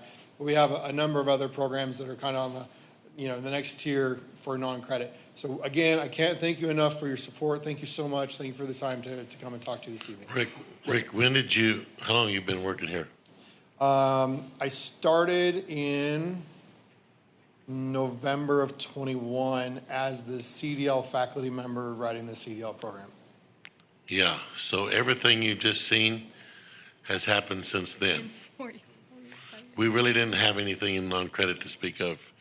So this is just amazing, the progress. And this is going to blow up and be a huge, huge thing for Victor Valley College. What I love about the non-credit, particularly the CDCP, which are practically everything we do, it all gets funded. It's not in the non-funded category. It gets funded up front. There's three things that get funded up front. One is everything you just heard, so that you don't have to worry about it being unfunded or unfounded either. All of the special admits, which means is our high school dual enrollment, which is huge. It's about 9% or so of our FTES. And then also anything we do with justice-involved education. So all of those things are funded up front and aren't excluded from any limit on growth. We can grow them through the roof. Thank you. Thank you. Sir. Now everybody's walking by and waving at us out there. Because now they can see us. Right, now they can see it. I've been asked somewhere between 5 and 10 times in the last 2 years, where do we wash our trucks and where do we wash our buses? So, I mean, with all the car washes on up here, the next thing we need to do is create our own car wash. No, I mean, do we wash those here? Or I mean, you can't wash them. So at one point we were taking them over to Little Sisters, which is over by the freeway, and knew that we were doing, it was costing us a lot to have them transported out there, pay somebody to sit there and wait for the truck to be finished and then bring it back. So we have a contractor now that comes to campus. I believe it's the same contractor that's doing our campus police vehicles. And so they come and they do a great job. I believe it's CD Detailing that's doing that. And our faculty are much happier. One of the issues we had with Little Sisters, they don't do the inside. And Chapman actually does the inside for us as well. Again, I cannot thank you enough. I just saw $3 million for the CDL range. It's like it's monopoly money in my brain. I can't really grasp that. But the dirt that we're practicing in down on the range right now, I had a conversation with faculty today about our Class B program. And as we get started with our Bureau of Prisons program, like those ladies will be in the buses November-ish. And so they were like, hey, where are we going to run the buses? And I'm like, well, on the range where we run everything else. And they're like, they're kind of low, and we're really concerned. And I said, all right, well, let's. So I'm actually working with them, and we'll work with them to get things regraded. The water truck that Dr. Walden loves, believe it or not, is going to be a huge part of keeping our range working and working properly. As it should be. Because with that water truck, we can water down and keep the sand from just getting super sugary and impossible to drive in. We haven't resolved what we're going to do if it rains, but it's the high desert, so like there's 2 days of that between now and next June. You just jinxed us. Thank you. And you know what? I'd be really nice to Eric. Eric would be my best friend if I was you. Yes, sir. Until that range, until it's done. I got to tell you, Dr. Rango actually has to come first. Dr. Bream will be second. Oh, okay. I was just checking. I just came up with an idea. Oh, Yes, no. sir. This rarely happens. Uh-oh. Why don't you start an auto detailing program? Then your auto detailing students can wash all Mackenzie's big rigs. Oh, boy. Here goes. And those are always Mackenzie's big rigs in my mind. They're in my heart, those I feel like there's are ed your code against trucks. that. Well, Students funny you can't. should I don't think ask. so. First, as former PSIT dean, I'd like to let you know that we do have an auto detailing program, Auto 62. Joe Cashian is our instructor and has in the past taken care of our trucks for us and made them look really pretty. However, we don't want to interrupt instruction. Instruction is not a contractor for us.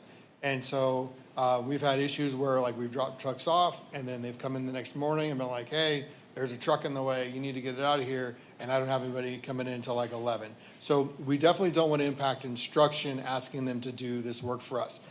If the faculty reach out to me and they're like, we want to do a special project, we'd like to work on one of your trucks, we will make it available for them. But instruction comes first, and so we. Isn't that in your area, Lee? It happens to be, yes. Yes. Some of the other issues is that auto building's not really made for big trucks to go behind it. And asphalt is big asphalt for those trucks, pretty heavy. So combination of all that together. We looked at it. If we were to get a new auto facility, That's That's the jam right there. Right, there we go. Well, there we go. So, Think big, see, Richard, think big, man. I thought I had my one good idea for the year. Thanks for robbing me of that. Opening those windows. You could have just said great idea and walked away, but you know. I can't miss the opportunity to promote our program. No, yeah, no, I, But if you'd like your car detailed, I can definitely recommend them. perfect. All right, See Mr. Bennett for that information. very good. Thank you so much. Appreciate it. Thank you. All right, consent agenda. Anybody want to pull anything? And do we have a motion? Motion. Motion by Brady, second by Terrell. Student advisory. Yes. I saw you smiling down there out of the corner here of my eye. Gotta make sure you don't forget about me. Well, this one was quick.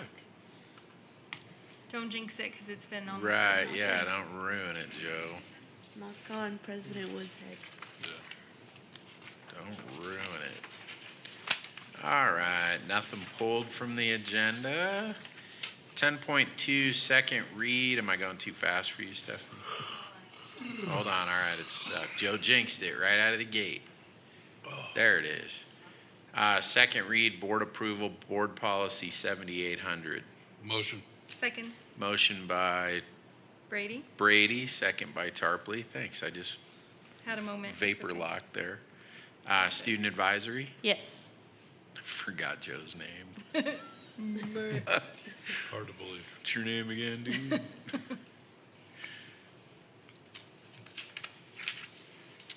All right, while we're waiting for that one to come up, we have 10.3, Resolution 2516, National Hispanic Heritage Month. Second. Motion by Tarpley, second by Griffin. I can come back to that. We but should read it though. yeah, who wants to volunteer to read it? I'll read it. Resolution 2516, National Hispanic Heritage Month. On the motion of Member Tarpley, seconded by Member Griffin, the following resolution is hereby adopted. Whereas in 1968, Congress authorized President Lyndon B. Johnson to proclaim a week in September as National Hispanic Heritage Week. And in 1988, this celebration was expanded to National Hispanic Heritage Month from September 15th through October 15th of each year. And whereas during this time, America celebrates the culture, traditions, and achievements of United States residents who trace their roots to Spain, Mexico, the Caribbean, and Central and South America. And whereas Hispanic and Latinx Americans have contributed in countless ways to the history and building of this nation, their histories and cultures stretching across centuries. Whereas Hispanic and Latinx Americans have made extraordinary past contributions and continue to contribute to our community, state, nation, and world, including advances in education, medicine, art, culture, public service, economics, military, human rights, and politics. Now therefore be it resolved that the Victor Valley Community College District Board of Trustees recognizes, supports, and honors Hispanic Heritage Month and the achievements of VVC's Hispanic and Latinx students, faculty, staff, alumni, and community members, and respectfully encourages all citizens to explore the rich and significant heritage of these members of our community. Passed and adopted today if we accept it. I don't know if it came up. Very nice. It did come up.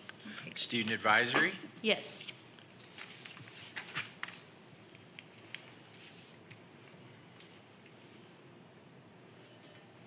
Wow. 11.1, foundation donations. Motion. Oh, second. I was Sorry. like, they don't want your money. Go home. Get We out. want it and we would like more. Kirsten were asleep at the switch over here. Yeah, sorry. Get out. Please, Student please, sir. advisory. Yes. Wait, Stephanie, I probably messed you up. Did you catch who the? Okay, Tarpley and Wood. Good, you're as messed up as I am over there. Perfect. We Student tend to do that advisory. to people. Yes. What's his name again? It's Jeff Bradco over there. 12.1, Health Trust Fund. Motion. Second. Motion by Brady, second by Terrell. Student advisory. Yes.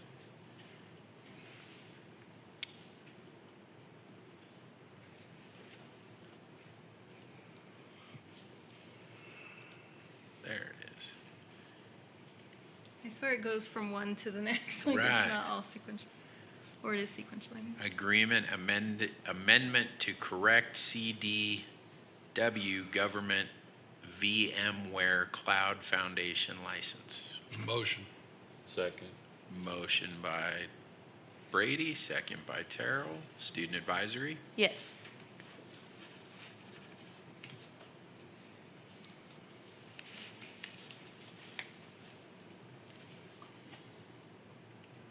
All right, public hearing. So we will declare the public hearing open. This is item 12.3. Public hearing for the 2025-2026 final budget. Call anybody from the public who would like to step forward and speak. Thank you for your overwhelming participation. And we Excitement. will close the public hearing. Oh my goodness. 12.4, adoption of the 25-26 final budget. Motion. Motion Second. by Brady, second by Tarpley. Student advisory.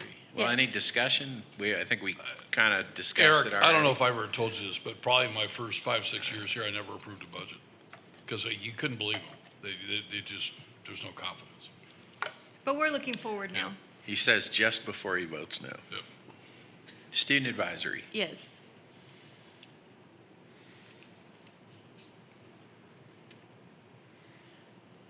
Change order number 1, forefront licensing. Motion. Oh, motion. Second. Eric, Motion by Terrell, second by So- Brady. when I was meeting with the trustees, I think there's only one or maybe two of them that I had this came up after. Eric, can you come up and explain what this is? This is the Trustee Tarpley's favorite project. I like that I have a reputation, guys. The I'm just solar saying. parking lot. We're So calling this it is an addendum to that contract in which we pay $210,000. So, Dr. Walden, so part of the contract with Forefront was to repair an old circuit that had broken on campus that we didn't repair. And so as we looked at the CDL project, we looked at, we need power down on the lower part of campus. So this is us going to Forefront asking for an upgraded circuit and upgraded lines so that we can power the CDL. This will save us several $100,000 because if we waited till Forefront was done and then went out to bid to dig it all up and change it all, this is the most cost-effective, efficient way to get power down to CDL. And it also, we'll have enough power down at CDL to power anything we do down on the lower campus in the future. So the bid would have been, if we hadn't done this, $500,000 over at about least. $550,000. I completely appreciate the efforts that you're giving us with the comments about the money and the savings, and I 100,000 million% agree with saving money. However, I do not trust that this is the final price from Forefront. They have come back to us several times and said, oopsie daisy, we misjudged the price. And so I just wonder if there's a guarantee on the price. Yeah, so we of actually worked not with Forefront, but we worked with the engineering team that's doing the circuit. But the reason we're going through Forefront is because They're we can. already in. I get it. We can use that contract. So it's totally get really it. not a Forefront issue. It's So this is the price. this is the price. And they're not gonna No. give us any kind of weird back end, No. price. Our PPL because says the I same. will be mad if they come course. here and do that. I'm Of just course. saying right Eric, now. I will tell you this. That group. While Trustee Tarpley and I years ago argued vehemently about this, no, I Till tell you, I 1 in the totally, morning. no, I totally support what she's saying. I didn't feel comfortable with them. I voted because it's the best thing ultimately for the college, but I totally support what she said. There's kind of a lack of trust there a little bit. So Understand. Yeah, and it's no, of course, It's no not offense personal. to you, no Sure. offense to anyone here. This I is love you all. really not, it's really not them. No, but you know. I'm just saying they have a way of coming back and saying, oh, well, we had to dig a little bit more, so here, we're going to give you a change order. I don't want that. And if they do that, I will punch that guy in the face. So I'm just Okay. saying that publicly. Okay. Not really. Okay, I'm just kidding. I don't do that. But All right. Any other questions? it annoys me. I don't think they're I going have to a- bring, I don't I have think a they're going to bring question. any change orders to this board anyway. Don't tell him. How Don't uncomfortable even. are you right this second? Don't answer that. Okay, all right. Student advisory. Yes. Right, dude, you're tearing him up, man. You're shooting I'm the not. I'm messenger. making a statement. I'm He's not. Eric, do you bleeding feel all the like way I back tore to you his up? chair. Did I tell you that I respect you immensely? I just don't like that group. Shooting the messenger. I'm going to have a conversation with you later. Do we want to do all Vote. the academic Somebody needs to push vote. equivalencies? I make a motion to do all the academic equivalencies together. So Can you do 13.2, that? 13.3. You need to Oh, vote Brady, first. vote. Hello. 13.1 through 13.6. So But let me let's just, ask Stephanie first, because board docs is acting up tonight. is it, well, first, is it better for you if we just combine them? And do verbal. Okay, so So 13.1, 1 through that's 6. Diego Gomez. 13.2, Samantha Frazee. 13.3, Lawrence Hook. .4, Lonnie Huntley. That had, yeah, I was like, that must be core reporting. I know that person. .5, Eric Paget. .6, Eric Paget. And that should be it right there. Mm-hmm. And then will there be a motion? I think Tara So if did you it. do unanimous, I believe it makes her go quickly. If everybody just says yes. So we have, motion by Terrell. we have motion by Terrell Second. and second by Brady. Student advisory. Yes. And I will vote aye as to all. Aye. Aye. Aye.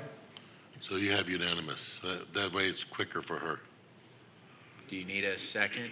Like, could we have like a 2-minute bathroom break? That is. Because Jen has to go to the bathroom as I'm jumping up to run. I'll blame you. Is anybody else coming? Nope.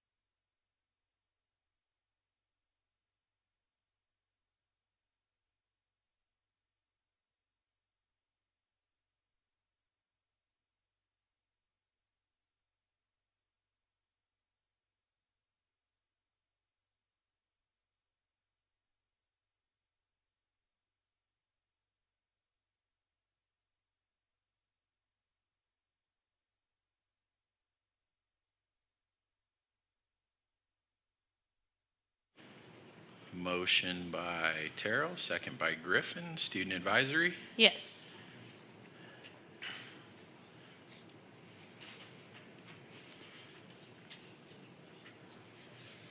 Revise classified management job description for Director of Human Resources.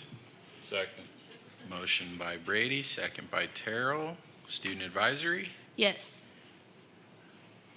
Am I going too fast, Stephanie, or no? No? My thing popped up and then it went away right away. Mm-hmm. Mine too. I think it voted for us. I don't know, I might have accidentally hit a wrong button. Is this AI? Just kidding.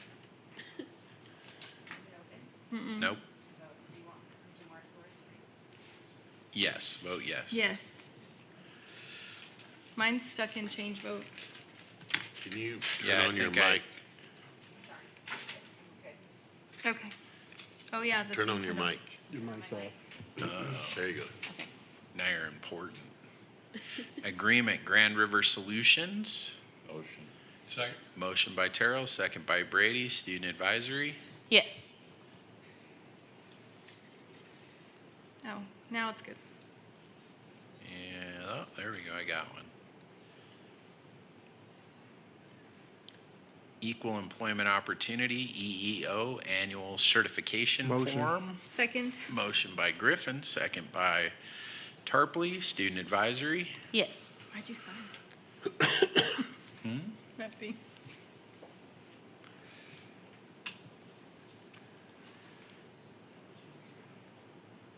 Curriculum changes.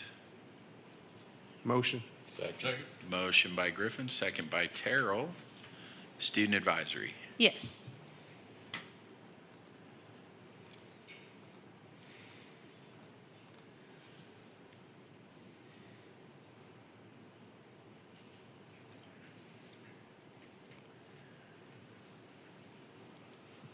I wonder if we won. We did not. It was 1-2 at 2 the to 1. end. Independent Contractor Agreement, Ebmeyer Charter and Tour. Motion. Second. Motion by Brady, second by Tarpley. Student advisory. Yes.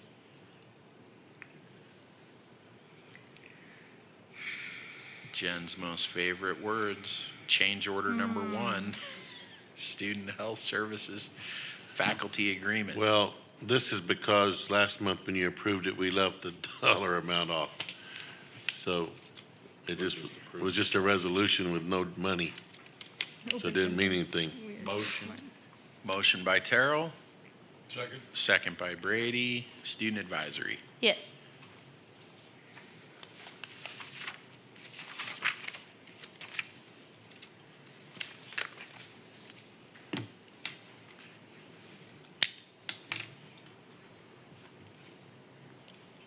And do we have a motion to adjourn? Motion. Oh, wow. Motion. Motion by everybody.